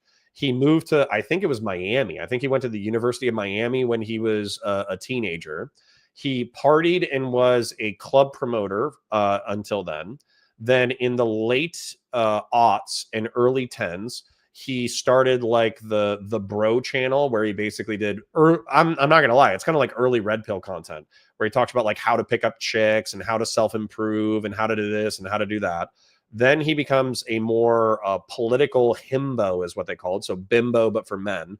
He becomes an attractive talking piece for the Young Turks. After several years doing it for the Young Turks, I think it's got to be middle 10, so like 16, 17, I guess. I would have to take a look at his history. He becomes a politics streamer because he wants his own thing separate from the Young Turks, so he leaves the Young Turks. He streams for the past half decade to a decade. Destiny helps him with his start, raids into him a bunch of times. He becomes popular in his own right, and he attracts a far left audience. That is Hassan Piker's expertise. That's his lived experience, is being a Nepo baby who got a media job when he was very young, who became a streamer and who was helped out by other large streamers. Let's face it, because he's physically attractive. He's not particularly insightful. He's not particularly intelligent. He's not particularly well-versed in history. He doesn't have a good command of the facts. He falls apart like wet tissue paper in debates. And the only debates that he does good on, his opponents are actual morons, like sub 80 IQ morons. And so pretending that Hassan was well equipped to have that conversation, the only way that you can think that is if you yourself are also like 80 IQ. That's my personal perspective. If you love Hassan Piker and you're in my chat, my apologies for insulting your intelligence. However, that's genuinely how I feel. Genuinely how I feel. I think that if you think Hassan Piker is an intelligent person, I think that you yourself are kind of stupid. Being real. Sorry to the progressives who follow Valor Media Network. Sorry to the Hassan fans in chat. Not my cup of tea. Gonna be real. K Soko says, looking back, how the heck did Ethan and Hassan start collaborating? It was a clout gambit. So Hassan knew that H3 Productions was one of the biggest podcasts on the planet. He also was kind of like Idubbz says, he's kind of a goof, right? He's not really like a particularly serious person. So it was a very large platform, very easy job, very easy money. And then Ethan Klein knew that Hassan was a large, up-and-coming, young audience, progressive streamer, right? Very well equipped. I spit my coffee. I'm behind on chat, but yeah, that's pretty funny. I wouldn't be able to identify Yemen on an unlabeled map either. Okay, well, let me help you. Let me help you real quick. I love doing geopolitics, okay? Let me pull over here, Google Maps. Maps, Yemen. Let me pull it up. I'm going to make this very easy for you, Gen X. You're going to look at your screen because you're going to get an education, okay? So this is the United States. There's me. This is Europe, obviously. You can recognize France. You can recognize the United Kingdom. You should recognize them from their silhouettes, right? This is Africa. I hope you recognize that. And then this belt is known as the Middle East and North Africa. Okay. The reason why Israel is such an important part of the world is because it's at the crossroads of humanity. If you're in Africa and you want to go to Europe, you pass through Israel. If you're in Europe, you want to go to Africa and you go by land, then you go through Israel. If you're in the Far East and you want to go into Europe or Africa, you go through Israel and or Syria, Iraq, right? That's why this area has been rife with history and conflict, is because it's effectively the birthplace of civilization, because all civilizations traveled through this area throughout time and history, right? The reason why you would be able to find Yemen on a map is because, number one, they're miscellaneous ships. So we know that they're by an ocean, right? Number two, we know that the Saudi Arabians are attacking them, so they should be around Saudi Arabia. Number three, they're being supported by Iran, which is right here. The Houthi rebels in particular are being supported by Iran. So Iran is sending weapons and equipment by ship into Yemen in order to support rebels who are fighting Saudi Arabia. And then Saudi Arabia, that is right here, is bombing the poopy out of Yemen. So hopefully this very quick... Oh, and then here's the Suez Canal, which goes through Egypt. Egypt is in the upper right-hand corner of the continent of Africa. Here's the Nile River, one of the most historically important places on the planet. The Suez Canal is right here. And this is a man-made canal that allowed trade to flourish across Eurasia, and therefore is one of the most important trade routes on the planet, which is why Houthi pirates missiling ships randomly has been such a massive problem. Because like 40% of the world's trade goes through the Suez. When was the... I'm going to use Google. When was this? Why didn't you just go to Google? Seriously, computer. You know I want Google. When was the Suez Canal built? 1859. So 150 odd years ago was when the Suez Canal was complete. One of the most important achievements by mankind ever. So, just catching up with chat real quick. I suspect Hassan Piker is more malicious than that, but yes, he doesn't act like a complete dummy. Yeah, Hassan certainly wouldn't be as popular if he wasn't attractive, I think. I agree. Which I guess I need to work on my attractiveness levels. I need to himbo max. That's what I need to do. I need to talk to taking steroids. I need to dye my beard, and I need to start wearing muscle shirts, I guess. Whale QC John says, Gen X, to be fair, lately Dusty seems to be losing his mind too, or it's just black pill. He's getting to the point of bad tactics too. A lot of people are feeling pretty hopeless, but guess what? Not us, okay? Not us. All right, anyways, I'm just going to scroll up chat and keep on with the content for the sake of the VOD viewers. Hippo, Connor only knows because he's military. I don't know what I know, but we'll figure out in a minute. Let's go. Forth with his... Oh, yeah. So Gen X, I would say, tell me you are American without saying you are American, but that would be unfair to Connor here.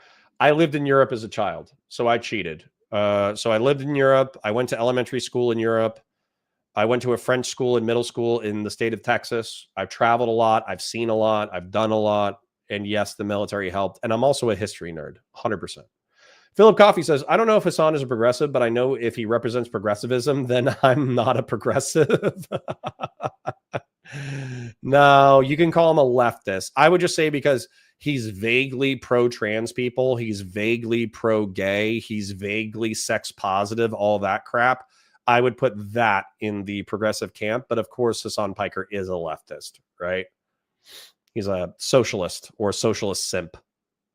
Liberal audience, leftist people online, progressive content creators, Hassan, all of these different people. He's finding new people every day, basically, to get in fights with. Of all people, this guy, Matt Lieb, Frogan and Denims and all these dipshits. And everybody thinks this guy's awesome, apparently.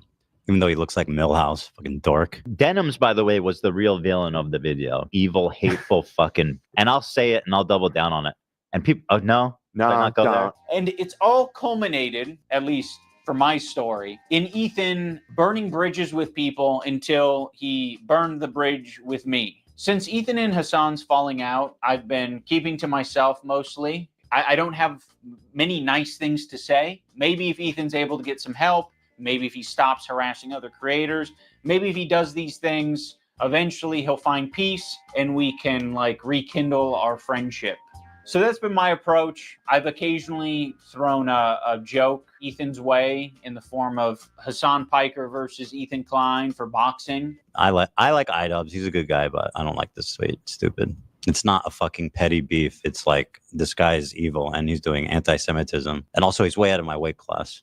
He didn't like that, but fucking sometimes you gotta just throw something out there. I used to work with this video editor named Froggy Tonic. I discovered him because he was in the circles online that I was in. And one of those circles is an H3 fan. He watched Ethan's content. He liked Ethan's content until he didn't like Ethan's content. There would be an occasional Froggy tweet where I'd be like, I agree with that. You know, like I'm not going to endorse it. I'm not going to retweet it or like it. Okay. Let's catch up with the content a little bit. So Ethan is a goof. I wouldn't pick Ethan as like my debate avatar in this drama, right? Like I would pick somebody else, right? I would pick Destiny, frankly. I think Destiny would physically assault these people, rhetorically assault these people is more what I mean. Wife is an IDF veteran and Israeli. This is an okay point to make because obviously Ethan is going to have sympathy. You know, his sympathies are going to lie with the Israeli state, but the audience turned against Ethan when he said something that was wholly inaccurate, which was from the river to the sea, Palestine will be free is the full quote. That's the full chant. Okay. We're going to go back into our geopolitical crap real quick, but let me wrap up the other ones. He says that Ethan Klein picks up on a lot of enemies because people are attacking him, but he attacks back. He's not an innocent party in the online drama. This culminated in Ethan attacking Idubbz for insufficiently backing him. It's not a petty, and Ethan says this is not a petty beef. He's actually evil and anti-Semitic. And Froggy Tonic, who's an editor of Idubbz, liked Ethan until he didn't. Okay. And then let's look at this tweet because who is it? Idubbz is saying he agrees with this tweet. So Ethan Klein, do you really think putting yourself, your crew, and your audience in a semantic competition over a petty year-old I'm right, you're wrong obsession you cannot get over is the right strategy? Stop tormenting yourself. Listen to Hassan. Listen, man, I'm going to be real. Okay. If I'm your co-host and I'm Irish by ethnicity, right? Let's say that the United Kingdom starts slaughtering Irish people left, right, and center. And let's say that there's a North Ireland militia that sneaks into Ireland and slaughters 1,200 civilians. And then you, as my co-host, start saying, well, you know, the Irish have done all sorts of bad things throughout history. So what are you going to do? Right? Like, you know, of course the Northern Irish are going to slaughter civilians. And then on top of that, you say, hey, the Northern Irish raped a bunch of people, but it's not systematic. You know, there might have been a few people who were raped and murdered, but it's not like that was the policy of the Northern Irish militia.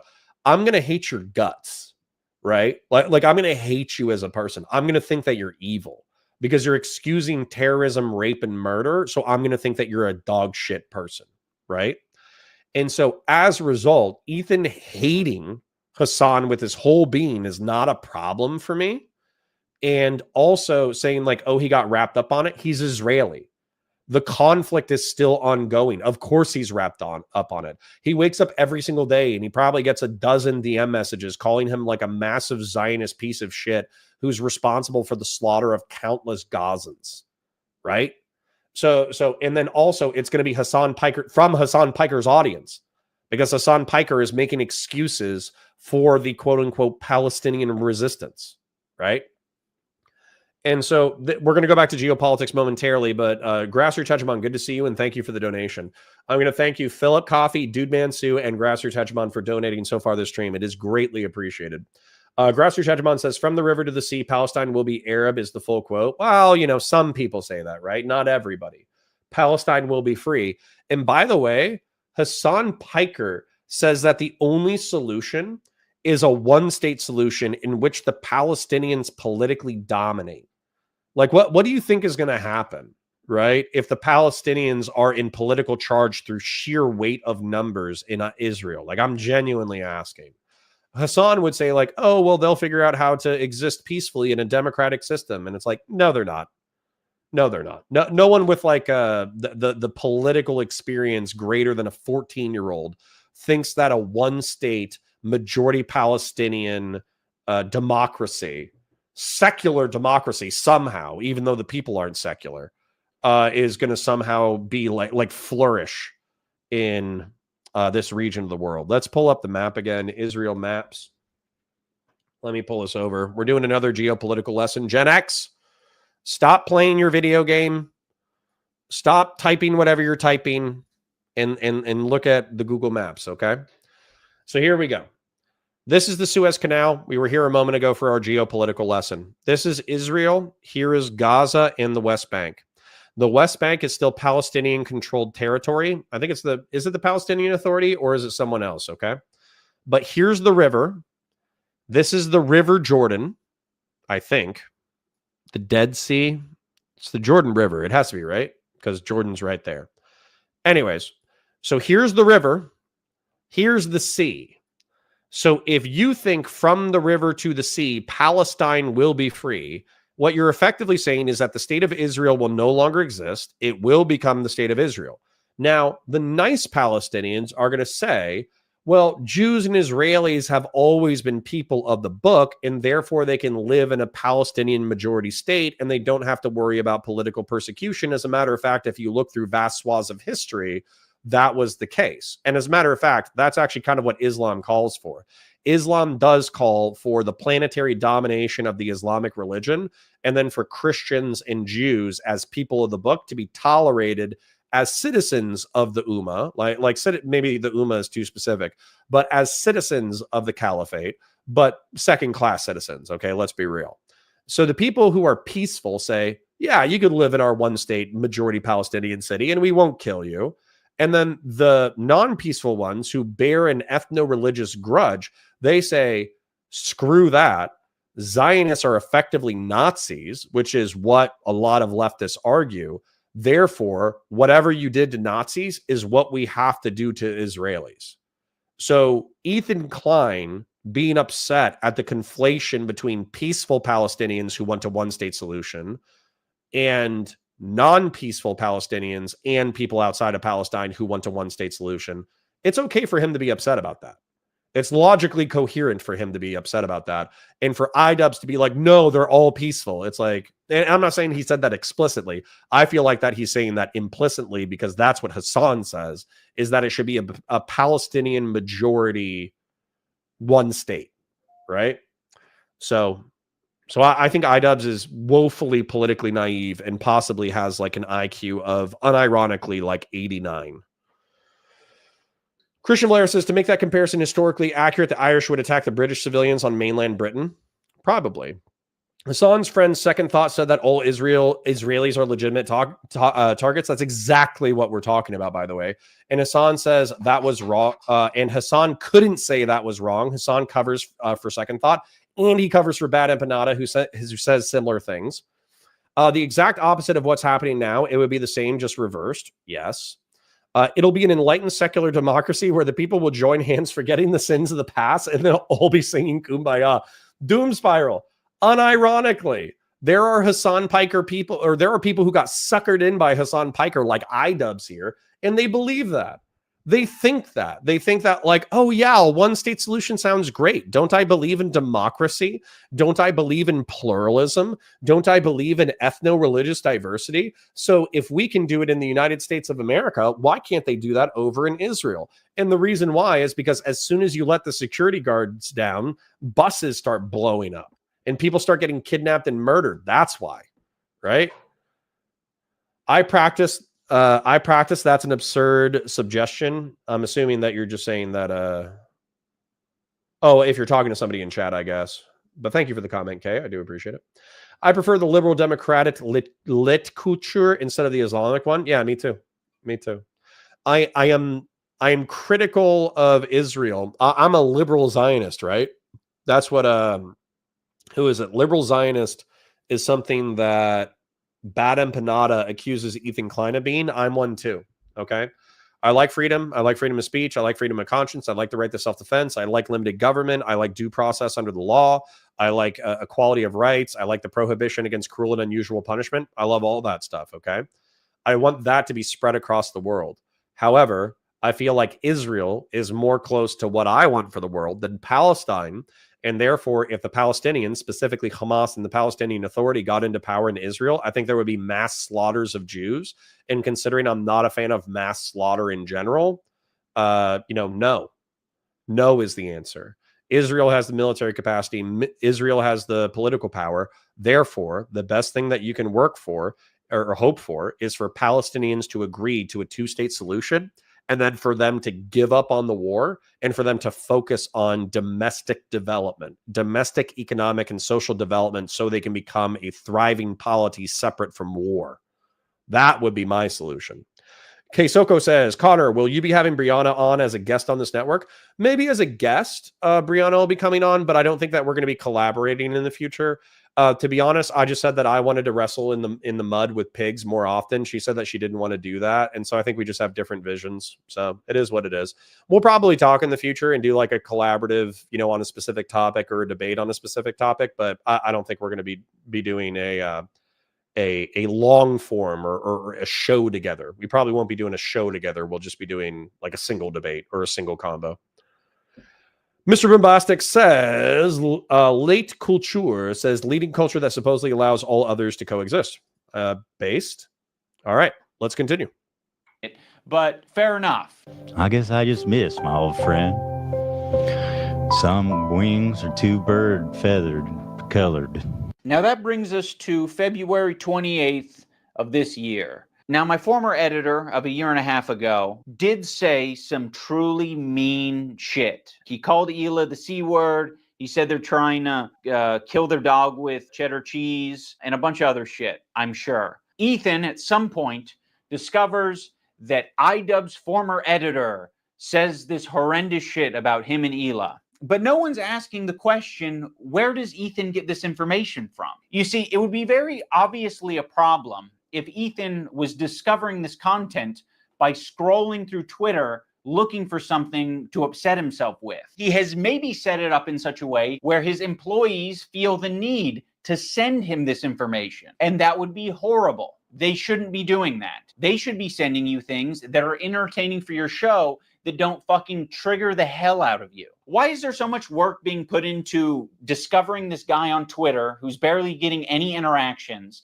linking him to me and posting on the Reddit, when there's no work being put into who the fuck is the person on the Reddit who's posting this in the first place? If you do a little bit of research, it seems like it's an account whose intention is to make Ethan crash out. One of the users on the Snark Reddit points this out. They're like, I've seen this account before. This account has scraped its history, and it's now trying to make Ethan burn bridges. This is within Ethan's own community. Like, this is the thing that he needs to be critical of. It's not me. So yes, I am willing to admit that my former editor was being very nasty, uncharitable, and fucked up towards Ethan and Hila on Twitter.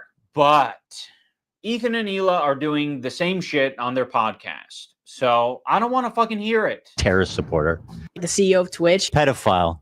Now I'm going to watch and respond to the two podcast streams where Ethan and Hila call us spineless cowards. Anyway, this guy was saying shit like that Hila's a Nazi, that she kills kids, that she went on she's a IDF baby killer, all this types of shit. And that's showing up right up on us Nisa's and Idubbz feed. My good fucking friends who I stood by after all these fucking years can't find a spine to speak up. You know why? Because they'll get murdered. You don't know what's on my feed. What the fuck is happening? For all you know, So hold up. This stuff is actually like mad funny. I'm not gonna lie. So looking at this. Froggy Tonic said a bunch of mean stuff. Okay, I'm with Idubbz, believe it or not, on this stuff. I don't care. Maybe because I've been inculcated. I've been groomed by the YouTube commentary community. Okay, so the YouTube commentary community is, I would say, run by. Now I'm making a joke, but run by a few characters. It's run by Nicholas Diorio, Chud Logic, Queeman, and Augie RFC, a few other people. And these are just kids who, they're kids to me anyways, except for Chud. Chud's a little bit older. I think he's my age.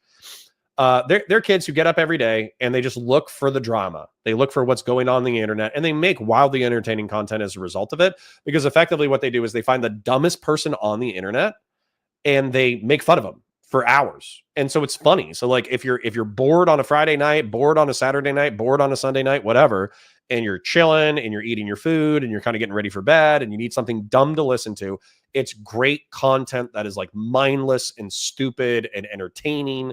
And so, and the metrics reflect, right. They are very popular as a result of the content that they pick.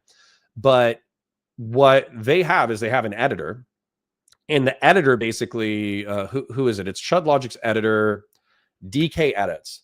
And he is one of the most abrasive, rude people on the internet. And Chud Logic basically said, like, you're never going to get me to fire this guy because I don't care what he does in his private conduct. Therefore, shut up about it. And so in the commentary community, there's kind of like this treaty that we don't do, and I'm not in commentary, but we don't do guilt by association. So just because you're friends with a bad person doesn't mean that we assign all of the bad perspectives to you. And that kind of keeps the peace to a certain degree.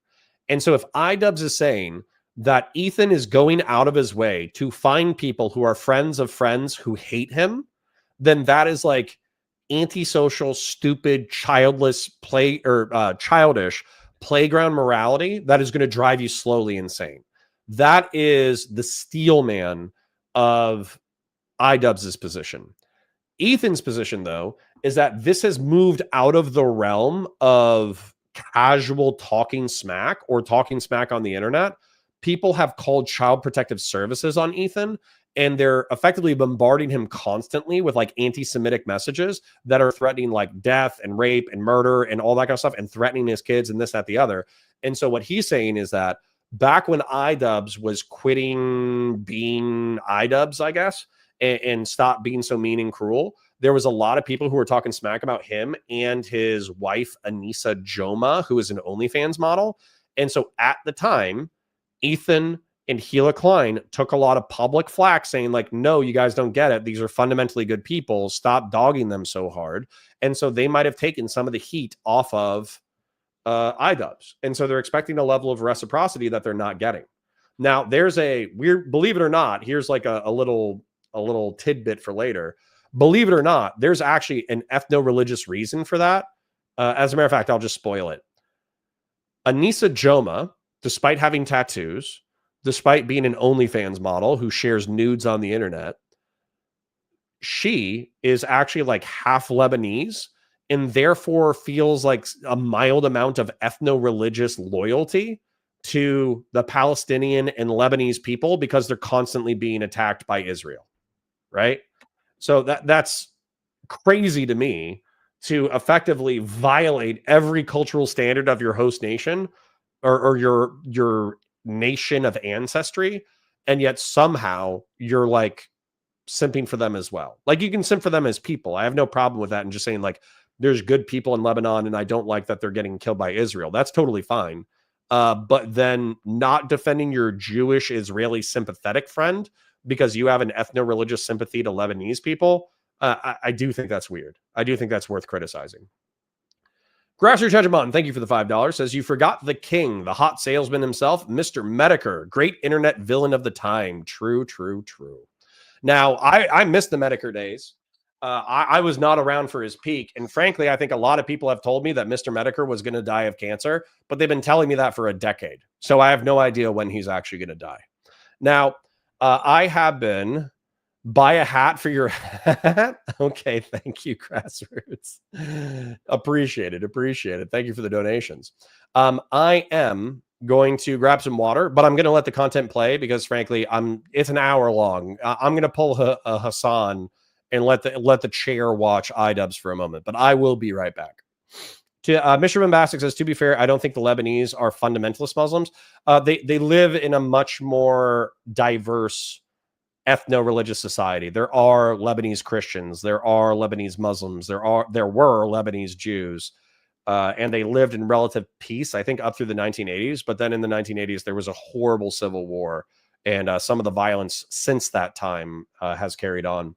Silver Jacket Man says, that's silly. I'm of Welsh origin. I'm not going to surrender to the British to honor my ancestors.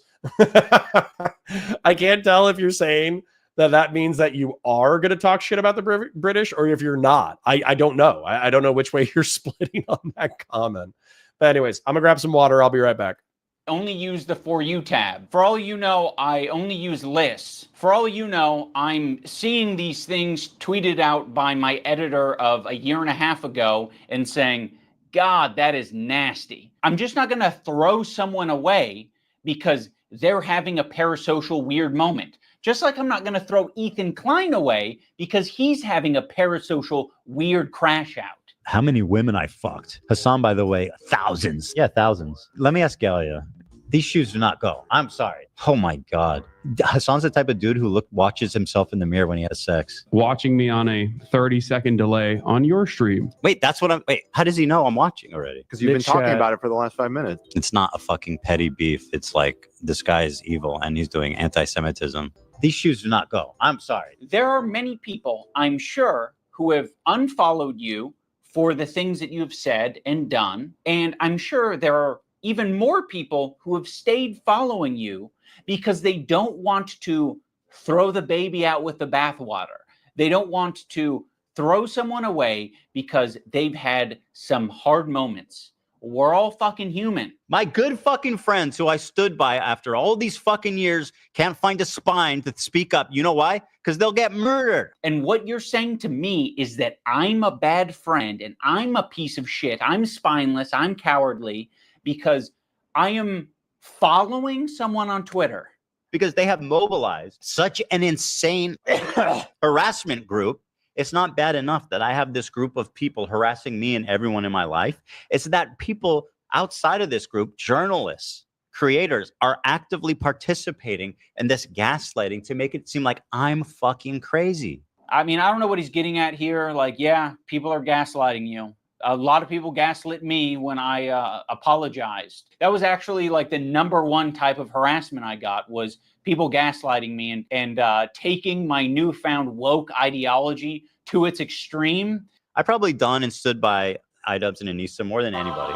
I've stood by them when all the internet hated them. I don't like that Ethan brought this up because it makes the relationship feel very transactional. Like, you know, we're just meant to support each other online despite our own personal morals or principles. No. And I think that was the main thing that Ethan actually took issue with. It's not the principles or morals, right? So what Ethan said repeatedly was effectively that I'm getting harassed. There are people who are calling Child Protective Services. There are people who are calling me anti-Semitic slurs. There are people who are calling for my death. There's people who are calling for my wife's death. There's people who are calling for my children's deaths.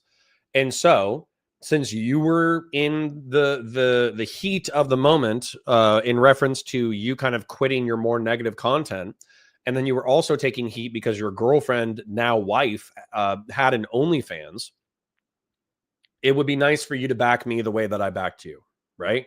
You don't have to agree with me on everything. You don't have to agree. You don't have to burn bridges. You don't have to do this. You don't have to do that. You just need to say that this harassment is fucked up and it's too much. Sorry for the F-bomb, Ken and my mother. But that's it. That's all you need to say. And so oftentimes the commentary community has been more, despite having issues with Ethan Klein in the past, they've been more sympathetic to Ethan Klein in this drama as a result of that thing, because the thing that Ethan is asking for is actually quite reasonable. Whereas I think that Ethan and Anissa, not Ethan and Anissa, Idubbz and Anissa, I forget his real name, but Idubbz and Anissa have effectively taken this thing where they're like, well, when we were getting canceled, us trying to fight it made it worse. And so as a result, we've put our mental health in other places besides being on the internet. And that's totally fine, by the way. I actually think that's based. I actually think that Ethan would be a mentally healthy person if he did put his mental health not in the opinions of people on the internet, right? Ian, thank you, True Zealot. Thank you. I appreciate that. So I agree with Idubbz in that respect. I also feel like he's being a bad friend because he's not asking you to take his side completely. He's asking you to just say, hey, the harassment has gone too far. Despite our political and social disagreements, Ethan Klein and Hila Klein are overall good people. Stop doxing, harassing, threatening them. It's messed up. Hippopotamus says, Connor is going to have to deal with an angry Irish mom. This is real bravery. True. My mother, you know, she's ethnically Irish. She's not Irish, but, you know, almost like full-blooded. I think she's probably going to be like a 50-50 mutt between the English and Irish. They, despite their previous hatreds, they did like to sleep together once they got to the Americas. But my mother is a tough lady. She doesn't take flack lying down, right? So she is the kind of person who would, you know, grab me by the ear and wash out my mouth with soap if I said profanity in front of her when I was a child. Now I'm an adult and I'm bigger, so she can't do that to me anymore. But I still try to minimize my profanity around my mom because I remember how hardcore she used to be. Yeah, that even happened in the North. I'm not surprised. My family's originally from Boston. But I'll say this, I don't think they're fucking any friends of mine. And certainly I don't think they're any fucking friends of mine based on the text conversation I had with them too before I even talked about it. So I have nothing. I don't need any fucking halfway friends, man. I thought the text conversation that I had with him was very empathetic. I basically just said, like, I know you and Hila are experiencing a ton of harassment. And I essentially empathize with that. And I think there's something positive to get out of the conversation. But he refused to talk on the phone unless I was willing to publicly say something about my former editor and Denims. As much as you don't want halfway friends, I also don't want that kind of halfway friend. I don't want someone who's going to give me like an ultimatum to have a conversation. Could you not say something when this is like, imagine like one of you guys is like, Hassan actually wants to go to Israel, go to Gaza so he can strangle Israeli babies or some shit like that. I'd be like, you imagine me not saying something. You're trying to make a one-to-one comparison where there isn't one. This guy that I follow on Twitter is not in the same relationship as you and one of your current employees who is streaming with you 3 days a week, 3 hours a day for the past 10 years. At one point during the stream, Ethan and Hila bring up Adam McIntyre. Now, Adam does basically the same thing as my former editor. He's critical of Ethan and Hila, and he is sometimes uncharitable and nasty towards them. Adam McIntyre needs to just like disappear. That guy is a piece of shit, like of the lowest order. I never even stood by him when he talked bad about Trisha having a kid and called him like the spawn of Satan. He was supposedly on our side. I would never even co-sign that. I was disgusted by that statement too. I remember when he called her kid the spawn of Satan. I never said anything. And like I was that. supposed to be like cheering on, but I wasn't going to cheer that on. That's disgusting. Why do you forget that he called her children, which is something we would never do, the spawn of Satan? It's disgusting. And a piece of shit of a human. It's just incredible who ends up being the good guys in this story. You know, it's really something. Unfortunately, they never made a statement. They never said that they disagree with his statements about Trisha. So apparently this is inaccurate and untrue, according to commentary, is that they did make a public statement effectively saying, like, stop bullying Trisha Paytas. We think she sucks, but don't bring her kids into it or whatever. That's according to commentary. I think that's according to Nicholas Diorio's chat. I don't know the specifics of it, so I'm probably spreading misinformation on the internet. But, you know, I do want to address chat real quick because we have a few interesting chats. So Hippopotamus says Ulster Scots are no less soft. Yeah, I agree. Ulster Scots, believe it or not, you know, I have a very patchwork understanding of history, but I do know a lot. If I remember, the bargain between the Anglo-English and the Ulster Scots was that the Scots, the Ulster Scots specifically, were Scots that were recruited by the English government to be mercenaries in order to fight in Ireland. And so there were Scots from, or that's basically what they did in order to create their culture. And so they said again, because there weren't enough Anglos in order to colonize the New World, they told the Ulster Scots, come be our mercenaries in the New World and you can homestead your own place. So a bunch of Ulster Scots, being effectively the pit bulls of the United Kingdom, were unleashed in the Americas, and they are the ones who conquered like Georgia, South Carolina, North Carolina, you know, even Florida to a degree, et cetera, where they would go into territories, homestead the territories. They homesteaded those territories with the expectation that the indigenous Native Americans would attack them, and then they would shoot the Native Americans. And that's how the Carolinas, Georgia, parts of Florida, and I think even parts of Virginia were colonized was because the Ulster Scots were asked to be the pit bulls of the Anglos in the New World.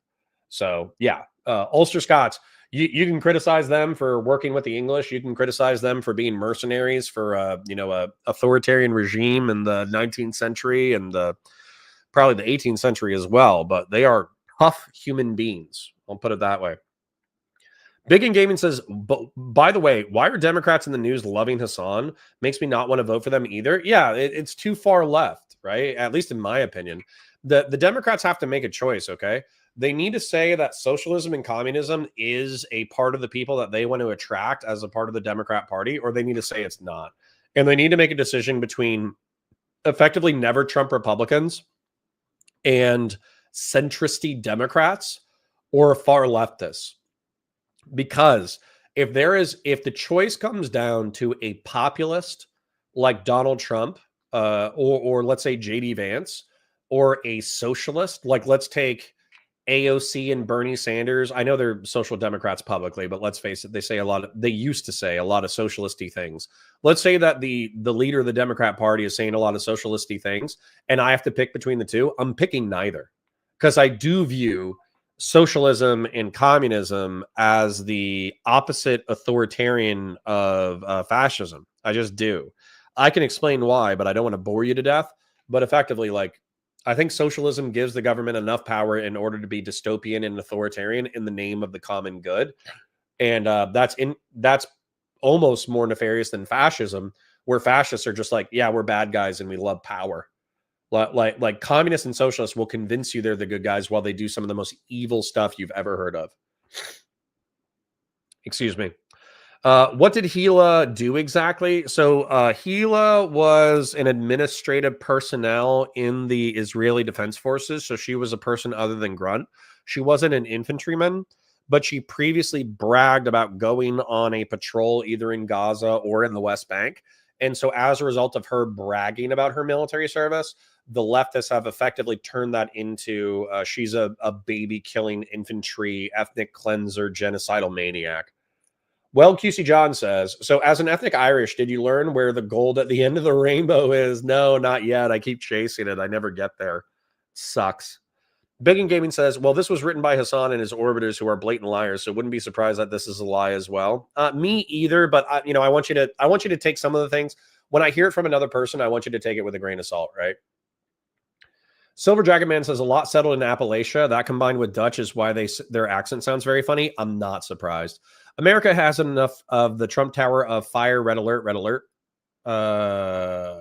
Sure. Raymond Smith, sometimes you don't add enough context for me to fully understand what you're saying. So, but I appreciate the comment.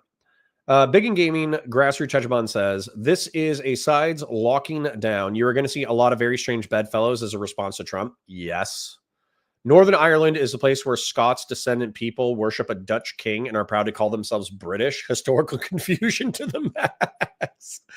True. True Zealot says, just gesture wildly at the pre-existing systems that have tried.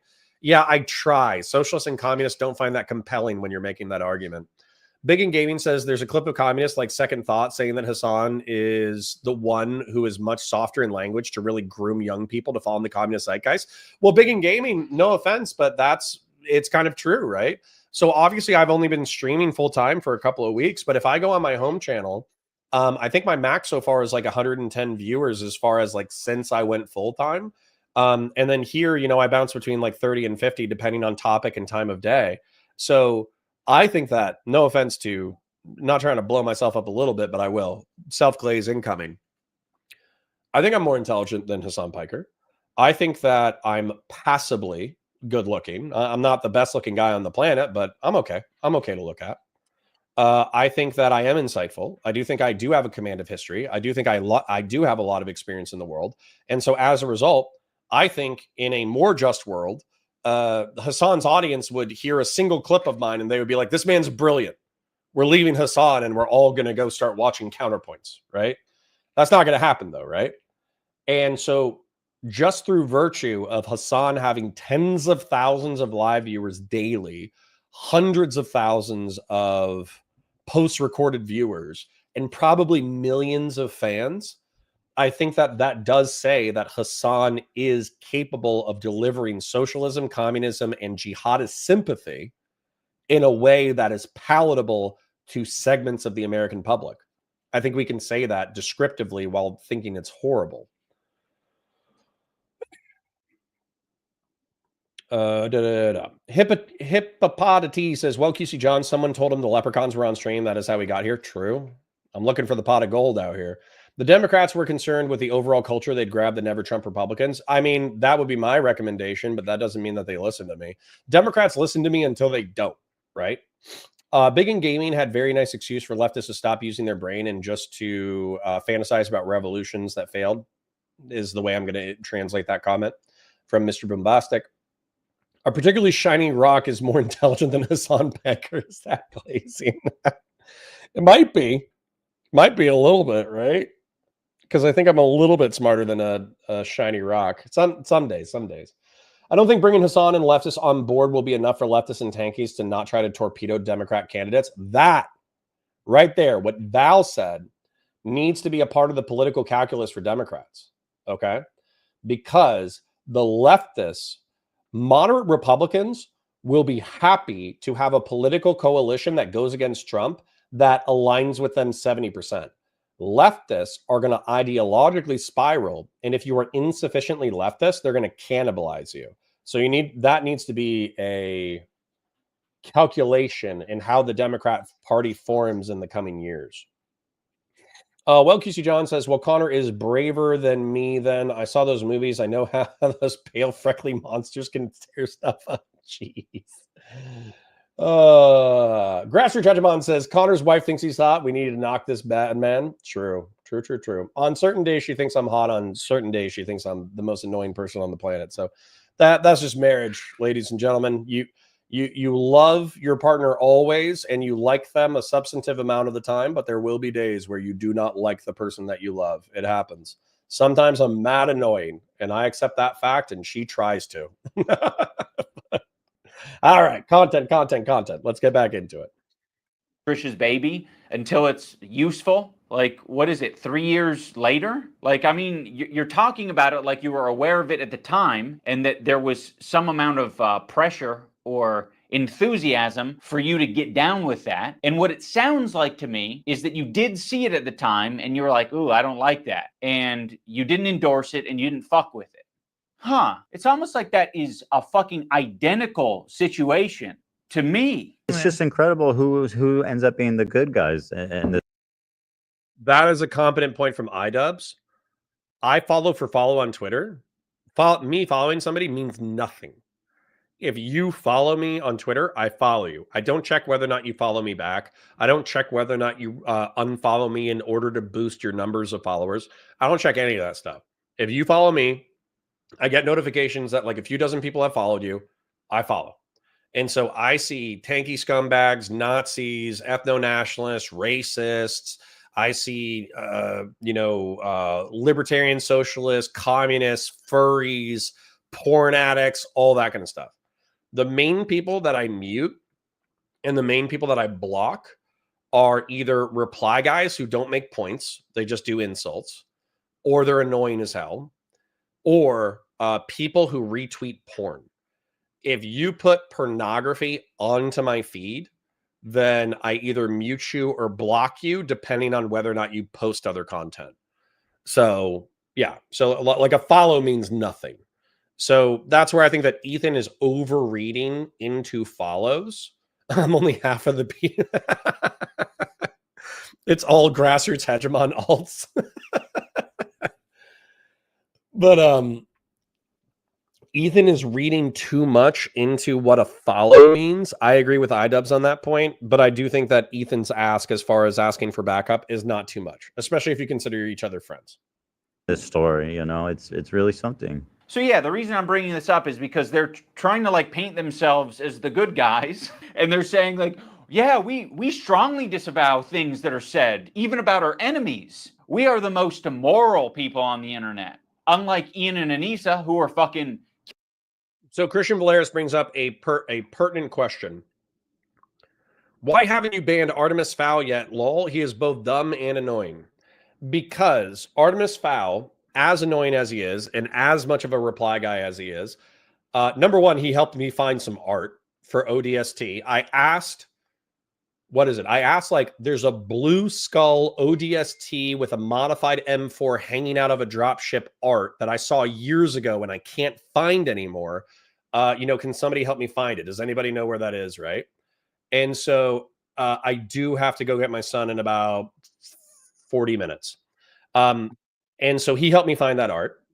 And then number two, I viciously disagree with him. And I also think some of his arguments are very poor, but he's not just insulting where he's saying, you're dumb, you're a bad person, you have bad friends, you suck, your show sucks, this, that, the other. If you just insult me, I'm going to block you, right? Because I'm not going to argue with you about whether or not I suck.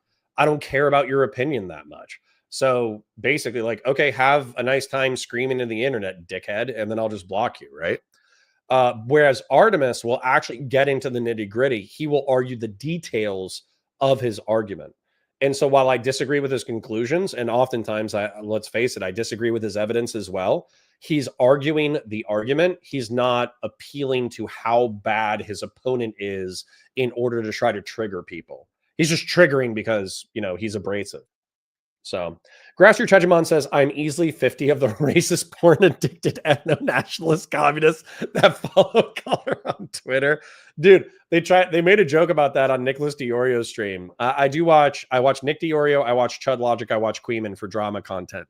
On Nicholas DiOrio's channel, they try to gaslight him into believing that he actually had like brain damage. And so as a result, Frogan, who is a creator that's in this video, didn't exist. And so Frogan was purely a figment of Nick's imagination. And so like, obviously it was just a joke. So he didn't take it seriously, but he pretended to like kind of believe that he was actually so brain damaged that he created like a Lebanese woman in a hijab to hate. It was actually, it was only like a 10-minute bit, but I was laughing pretty hard when I was watching it. It was awesome. Christian Blair says, in the most bad faith way, lol, he is Rob Noor. Well, it's all right. I don't, dude, if I exclusively argued with intelligent people, I wouldn't have anyone to argue with. Like, genuinely, I've been in Twitch and YouTube politics for like a half decade. As far as creators go, I know he's more of like a chatter or like a reply guy, but as far as creators go, I think I could count on like 2 hands, maybe 3, the amount of creators whose intellect I consistently respect. So, yeah. Anyways, all right, I'm being mean. I'm getting distracted by chat, but I do parasocially love my chat. So, that's going to happen sometimes. It's going to happen sometimes where I love my chat. I want to talk to my chat, okay? But moving back into the content. Keeping to themselves. Also, why the fuck does Olivia get the pass? What a fucking asshole for putting you in that position, Olivia. You're friends with him. And you don't have to say anything, but like, what a fucking piece of shit. What a bad friend to put you in that position just for some fucking clout. It gets people angry at you. Like, oh, how can she be friends with him? Which is total bullshit, okay?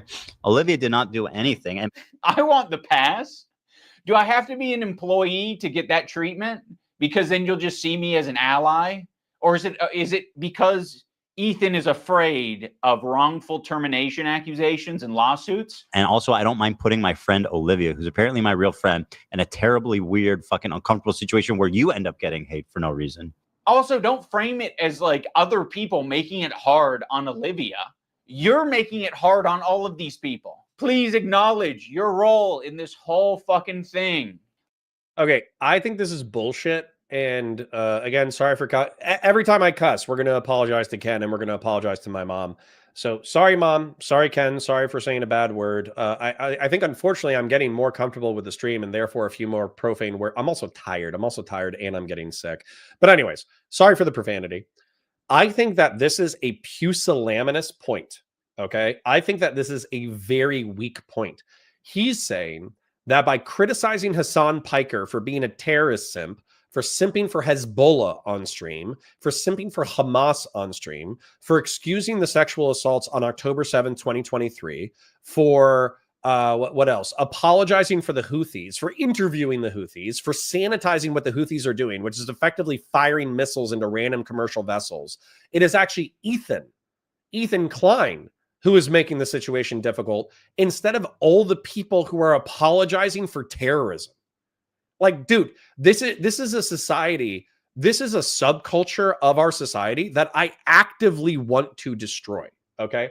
I do not want leftist, authoritarian, tanky people to hide behind the shield of progressivism in order to make excuses for jihadist terrorism. And that's what Idubbz, by endorsing Denims, endorsing Frogan, endorsing Hassan Piker, endorsing all these people, that's what he's effectively doing, is he's sanitizing the reputation of jihadist apologists. And so for me, no. I say no. Ethan Klein is not the problem. Ethan Klein is calling out the problem. So don't he's accusing other people of gaslighting and he's using all the psychological language. Don't gaslight me into thinking that Ethan Klein is the problem. He's not. An Israeli guy saying that civilians shouldn't be slaughtered is not the problem. The problem is the jihadist normalization in weird parts of the alternative media left. Sorry, that pissed me off. Like, it's crazy how warm Ethan is to Olivia and saying how Olivia is essentially just a victim in this whole thing. It gets people angry at you, like, oh, how can she be friends with him? Which is total bullshit. But me and Anissa are spineless. Ethan, your whole system is scrambled. My intention isn't to throw the employees under the bus. Like, you guys serve as the fucking foundation for calling out Ethan's hypocrisy on the whole subject. And I know that you guys have probably pushed back against Ethan over the years. How often are you supposed to do that? Do you have to do that every fucking week? It kind of seems like it. And that's exhausting. I don't want to confront my boss. It's not my fucking job to confront my boss and say, today's segment on rapists and pedophiles on Twitch was not my favorite segment to be a part of. Yeah, friends like these. Oh yeah. And our other good friends. Yeah. Anissa and Ian. Thanks, Anissa, for standing up for your girl. I actually stood up for you so many times because, like, why would I not? It was crazy. Yeah, why would you not? I mean, if that's truly what you believed and you weren't just going to use it later. Of course I was going to stand by you. That's insane. It's absolutely insane and disgusting. But now you choose to hang out with people that would have a problem with you if you defended me.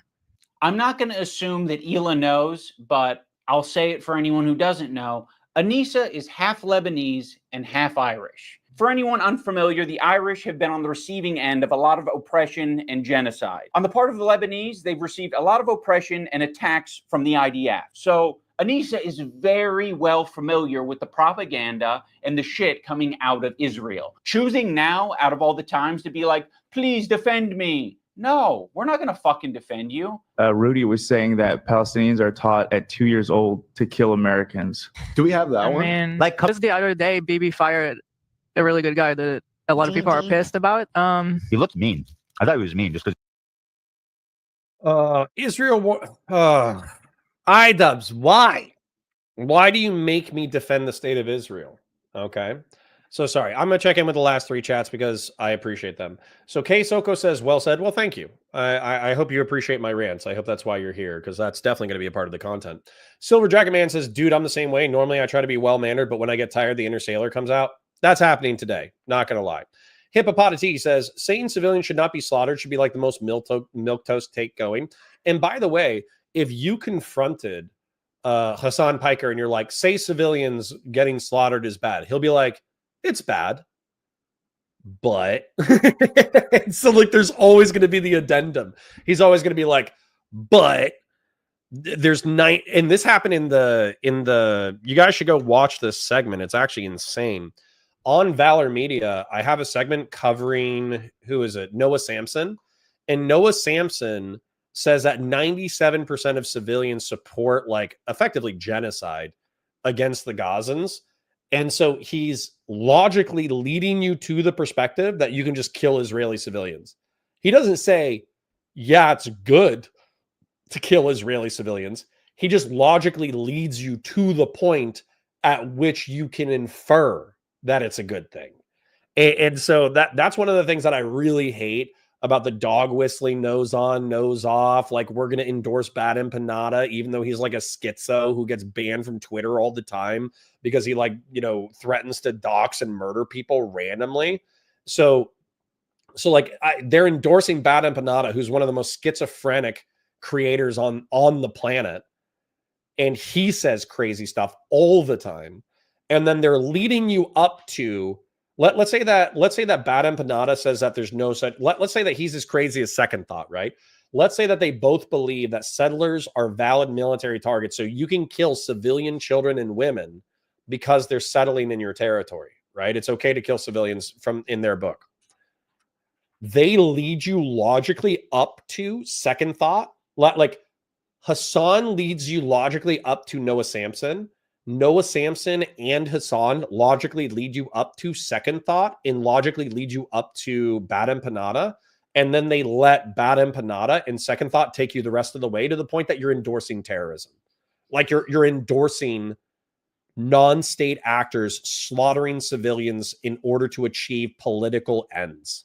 That's what they endorse. It's crazy pants. It's crazy pants that this is an accepted part of the far left. It's actually nuts. It's nuck and futs. Silver Dragon Man says, okay, it's not like she was around for the famine. Not sure you can play the Irish card at this point. Yeah, but if you take away their Irish card, they're going to take away mine too. Gen X says definitely would include a but. Yeah, exactly. Meanwhile, Gallant was the one who said we need to have a plan for the day after the war and was the one who started the drawdown. You're endorsing the right to kill half the world's population of Jews interested to take by them. Yeah, exactly. Grats your Tetramon for $20. Thank you, buddy. I always appreciate you. Ethan Klein is a pretty different guy than I am, but it's very obvious he's a good person and has a spine. It is affirmative moral good that to bully commies as publicly as possible. Ethan can come to the cookout. 100%. I'm with you 100%. It's a part of the left that I hate the most, John says. I agree. So here's the thing. This is supposed to be a news story that shows how bad this guy is. Gallant says Israel can inflict massive damage as UN humanitarian chief says war would be potentially apocalyptic. Israel warns that it can send Lebanon back to the Stone Age as UN seeks de-escalation. You need to understand this. Saying, I can beat the ever-living heck out of you is not the same as actually doing it. What you're doing is you're letting the other person know in that conversation that you have the capacity for violence. And if we go the violence route, I can destroy you. That is what you're saying. Saying I can destroy you is not the same as actually doing it, right? So if he wants to find me more evidence that Gallant is evil, that's totally fine. I don't care. I don't tie my personal value to the reputation of Gallant.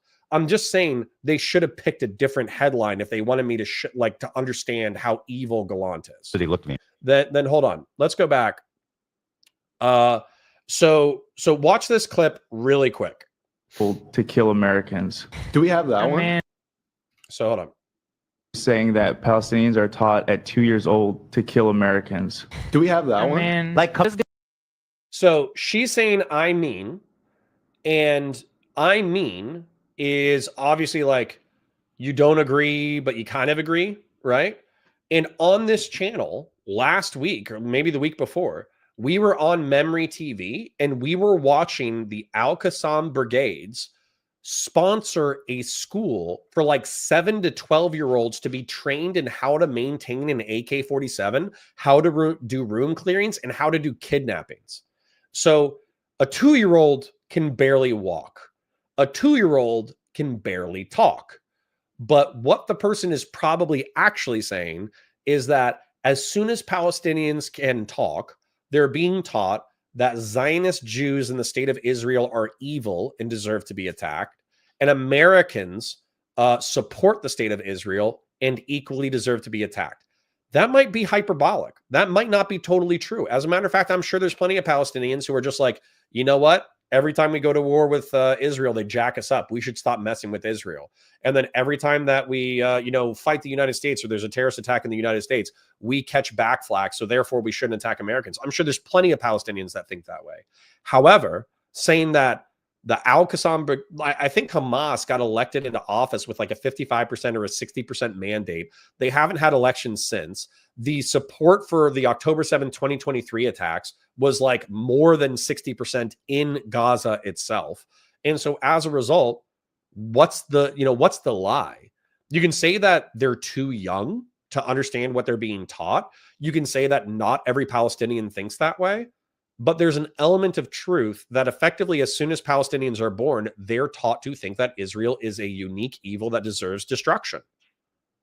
They're also taught that Americans support Israel and are therefore equally deserving of destruction. Vast swaths of the population. So what's the criticism here? What is the Lebanese? What is Anissa Joma and Idubbz criticism of that statement, where she goes, "I mean," and then shrugs her shoulders, right? Gen X says, going to watch The Sex Pest for a bit. Be back. Hassan sucks. Well, Gen X, thank you for the donation. I genuinely do appreciate it. Thank you. I think that's your like third or fourth donation on the channel since we started. Honestly, super chats aren't everything. Obviously, I love talking to you guys in chat, but money makes the world go around. I'll put it that way. Thank you, Gen X. I genuinely do appreciate the donation. I have to go pick up my child in the next like 20 minutes or so. So I do need to probably, wrap up. But I'm going to continue the segment for another little bit because, frankly, I'm having fun, and I'm going to push it to the very end of when I literally need to walk out the door to go pick up my child. Yeah, so let's continue. The other day, BB fired a really good guy that a lot of people are pissed about. He looked mean. I thought he was mean just because he looked mean. No, it's not. So yes, also Gallant being mean. If he's a military leader, sorry for yapping again. Just because Gallant might say some terrible things has nothing to do with whether or not he's a competent military leader. So there could be Israelis who are pissed that Gallant's getting dismissed. He could be like Patton, right? Patton for the United States. Patton was an a-hole, right? Patton was rude. He was abrasive. He got people killed. He pushed his army to the brink of what they were capable of. But he gave fire speeches, and he was a competent military leader. So Gallant could be the same way. And by the way, Patton, I think he said that after we destroyed Germany, he felt bad that they destroyed Nazi Germany, and he felt like the true enemy of World War II was the Soviet Union. So he'll say, Patton said some crazy stuff. So Gallant could be their version of Patton, where he says crazy stuff, but he's a competent military leader, and that has nothing to do with people having a high evaluation of Gallant. We can research how evil he is later. I don't care. I think my point still stands. Caught us. We're not going to run to your defense when, we follow people. We be following. That's one fucked up thing that you can say about Anissa and I is when we're on Twitter, we do be following. So the problem. Okay, if you want to hang out with those people and have no spine and not stand up for another girl that stood up for you, enjoy your new friends. She's friends with people like Denims. I know. Yeah. Which I'll show. Denims is actually participating in this whole Child Protective Service lie. Yeah. And if you're friends with them, then you're seeing what they're saying. You'll notice that Ethan and Hila start talking about this Denims character. Originally, the complaint was about my former editor. He's been chatting shit about Ethan and Hila for the past year at least. They only care about it now because I guess it was spoon-fed to them via their Reddit that's clearly looking out for them. Now, I'm not going to sugarcoat it, where we are friends with Denims, but I would say it's the same level of friendship that we had with Ethan and Hila. It's like kind of an internet friendship. We think that she's a good person like we think Ethan and Hila are good people. Kind of a tricky situation. How can you possibly think that they're both good people at their core? People can have crash out moments. People can say things that they don't mean. People can say things because they want internet clout and attention. I don't know. I think they're both probably guilty of saying things that they don't mean for internet clout and attention. Right now, one's a little bit more fucking nasty to me than the other. I just don't see how you can be my friend and also be friends with someone like that. Well, you can't. So I already forgot about you. I actually have a lot of friendships that are kind of that way, where it's like, one of the friends doesn't fuck with the other friend, but there is someone in the middle who kind of fucks with both of them, but separately. Yeah, there's a lot of friendships that are like that. I'm not going to make you guys like meet up and kiss or anything. I get it. You guys are in fucking, you're either my best friend who's deep throating me to the base of my cock, or you are Satan. You're this is a common dynamic with a lot of people, and so I don't really have a problem with Idubbz calling this out, right? So the dynamic is that people are very hot or cold. I love you one day, I hate you the next. I think I'm emotionally mature enough that that's not the way that I evaluate friendships, especially later in life. That's like a teenager, 20-year-old thing. So I think Ethan Klein pointing this out is perfectly fine. I do think that it's lacking context, though. So I think that somebody would have to say it, but I think that Denims, in context of this drama, she watched Bad Empanada effectively say that the kids were poisoned. This is the narrative, okay? The narrative was that the Kleins let dogs poop all over their house. They brought a puppy home who was infected with some kind of virus, who pooped all over the house. And then the kids caught a communicable disease from the feces in their house. And as a result, the entire family got infected with this nasty virus. And so, of course, Bad Empanada is a schizophrenic. So what he was saying is like, ooh, I bet they're like nasty. They don't pick up after themselves. They live in filth. They're disgusting. They're poisoning their kids. They should have child protective services called on them, all that kind of stuff. That's what Bad Empanada was saying. And Denims was uncritically watching that on chat and then like watching that content and then being like, wow, I didn't know this was so bad. I wonder if this is true. And then a healthy chunk of people in Denim's chat were like, yeah, we should call CPS because these children are in danger. And then literally within the week, CPS was called on Ethan Klein. Now, whether or not you can assign that to Denims or whether or not you assign that to Bad Empanada or whether or not you assign it to their chats or whether or not you even care, right? Like I don't care. You know, as a former law enforcement officer, I worked with CPS. You know what happens 90% of the time is if the parents aren't beating the crap out of their child, if the kids have 2 hots and a cot, meaning that they have a place to sleep and they are getting a couple of meals a day and they are showing up to school, CPS has so many actual cases of like real abuse. They don't care about all the edge cases. They're just like, okay, you have a bed, you have 2 meals a day, and you're going to school. You're fine. Like literally, that's the way that I've seen CPS. Now, obviously, I'm in Florida, not California, but still, I have a feeling that CPS is probably overworked all over the country, right? And as a result, they can only care about the truly bad cases of abuse and like sexual abuse and all that kind of stuff. So I get that I'm more cavalier about it. However, I think that Ethan Klein's sense of offense that Denims platformed that video and then uncritically watched it, and then within a week they had CPS called to their house, which if you don't know all these things, I'm sure actually is quite scary. Yeah, I get it.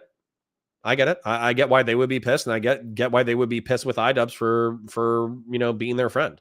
I think it's very high school. I think it's very childish, but I understand it. I understand it emotionally. So John says Ethan is my kind of progressive. Hassan is the kind I hate. Yeah, I think it's like a liberal authoritarian axis. So Hassan is oftentimes accused of being a tanky. I think I agree with that assessment because he does apologia for authoritarian communist regimes, whereas Ethan is like a liberal or libertarian progressive where he does want maximal freedom for as many people as possible, which I can get down with even if we disagree on a bunch of stuff. The Silver Jacket Man says Patton legit thought he was the reincarnation of Alexander the Great. Yeah, exactly. That's probably why he said crazy stuff routinely. Denims is not a good person. She's horrible. Well, dude, that's the other thing is like, I think she makes bad content. I'm not going to lie. Weren't they friends for like 10 years? Yeah, sure. But technically big in gaming. I don't know if Steven Destiny Bunnell the second, I don't know if he would say that we're friends, but we've known each other for 5 years now. I started YouTubing in late 2019. I started probably doing debates in middle of 2020, I guess. So I've been on the internet for like 5 years now.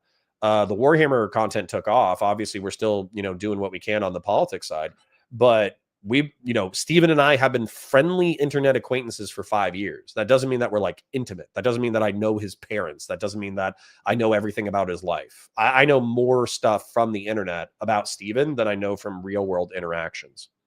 Silver Jacket Man says, legit just almost passed SQL code to the chat. Commenting while working is hazardous. Based. Biggin, they always just call her Ethan's wife and never refer to her as Gila. They talk about her like she's not a human, but Idubbz can enjoy that group. Yeah, they really do. I don't see a lot of that crew like taking Gila Klein particularly like seriously as a content creator, even though she is a substantive part of the E3 productions.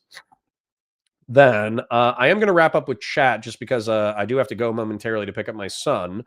But Grassroots says, at the Silver Jacket Man, almost hot landed a code patch once. You're not alone. I got a bunch of tech bros in my chat hanging out, listening to live streams while they're working on the tech bro stuff. Hey, man, that's good. That's a good audience to cultivate. Although I guess I have to stop my criticisms of furries in order to cultivate more tech bros. Big and Gaiman says, I think Ethan felt that they were friends because they knew each other's families and such. Yeah. That's all reasonable. I'm not saying it's unreasonable.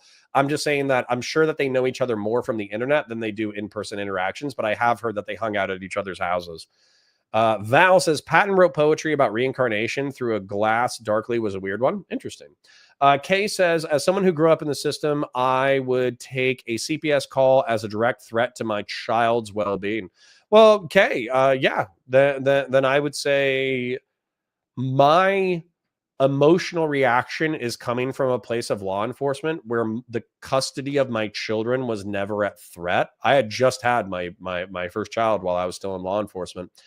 So I have never experienced the terror of having my parenting be judged by the state. Right. So yeah. This tech bro is fine with the furry hate. Well, thank you, Philip Coffey. Thank you. I appreciate you. John says furries are evil, and my friend who is a furry tells me that. Okay. All right. Hey, now my jacket is silver, not furry. True.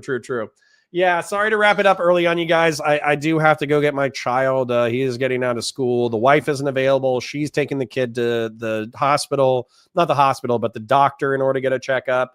I am sick as well. I have brain fog, all that kind of stuff. But we did make it 20 minutes into this, and we were live for half the day. So I have 5-hour streaming days.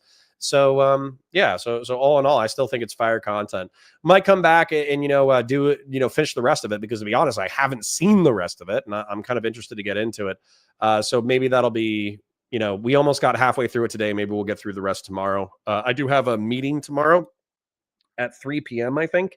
But I can try to cover the content then as well. I know it'll be like old, but I think it's fun, right? It's still fun.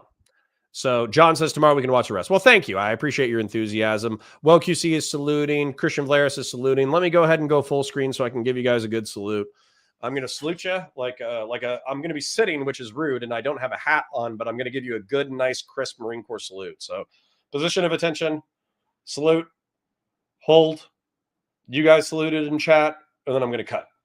So parasocial love to you and yours. Thank you for all the donations. I genuinely do. Seriously, guys, I get it. It's a small chat. We're live at the time. A lot of other people are live, all that kind of stuff. But I think we have a lot of fun. I parasocially love and appreciate you guys being here. It's fun interacting with you. It's fun streaming. It's fun covering the drama and the news. Honestly, I really appreciate you guys even giving me the opportunity and the time of day for us to hang out together and have a good time. It's good vibes. It honestly is. I really enjoy it. So parasocial love. Bye for now.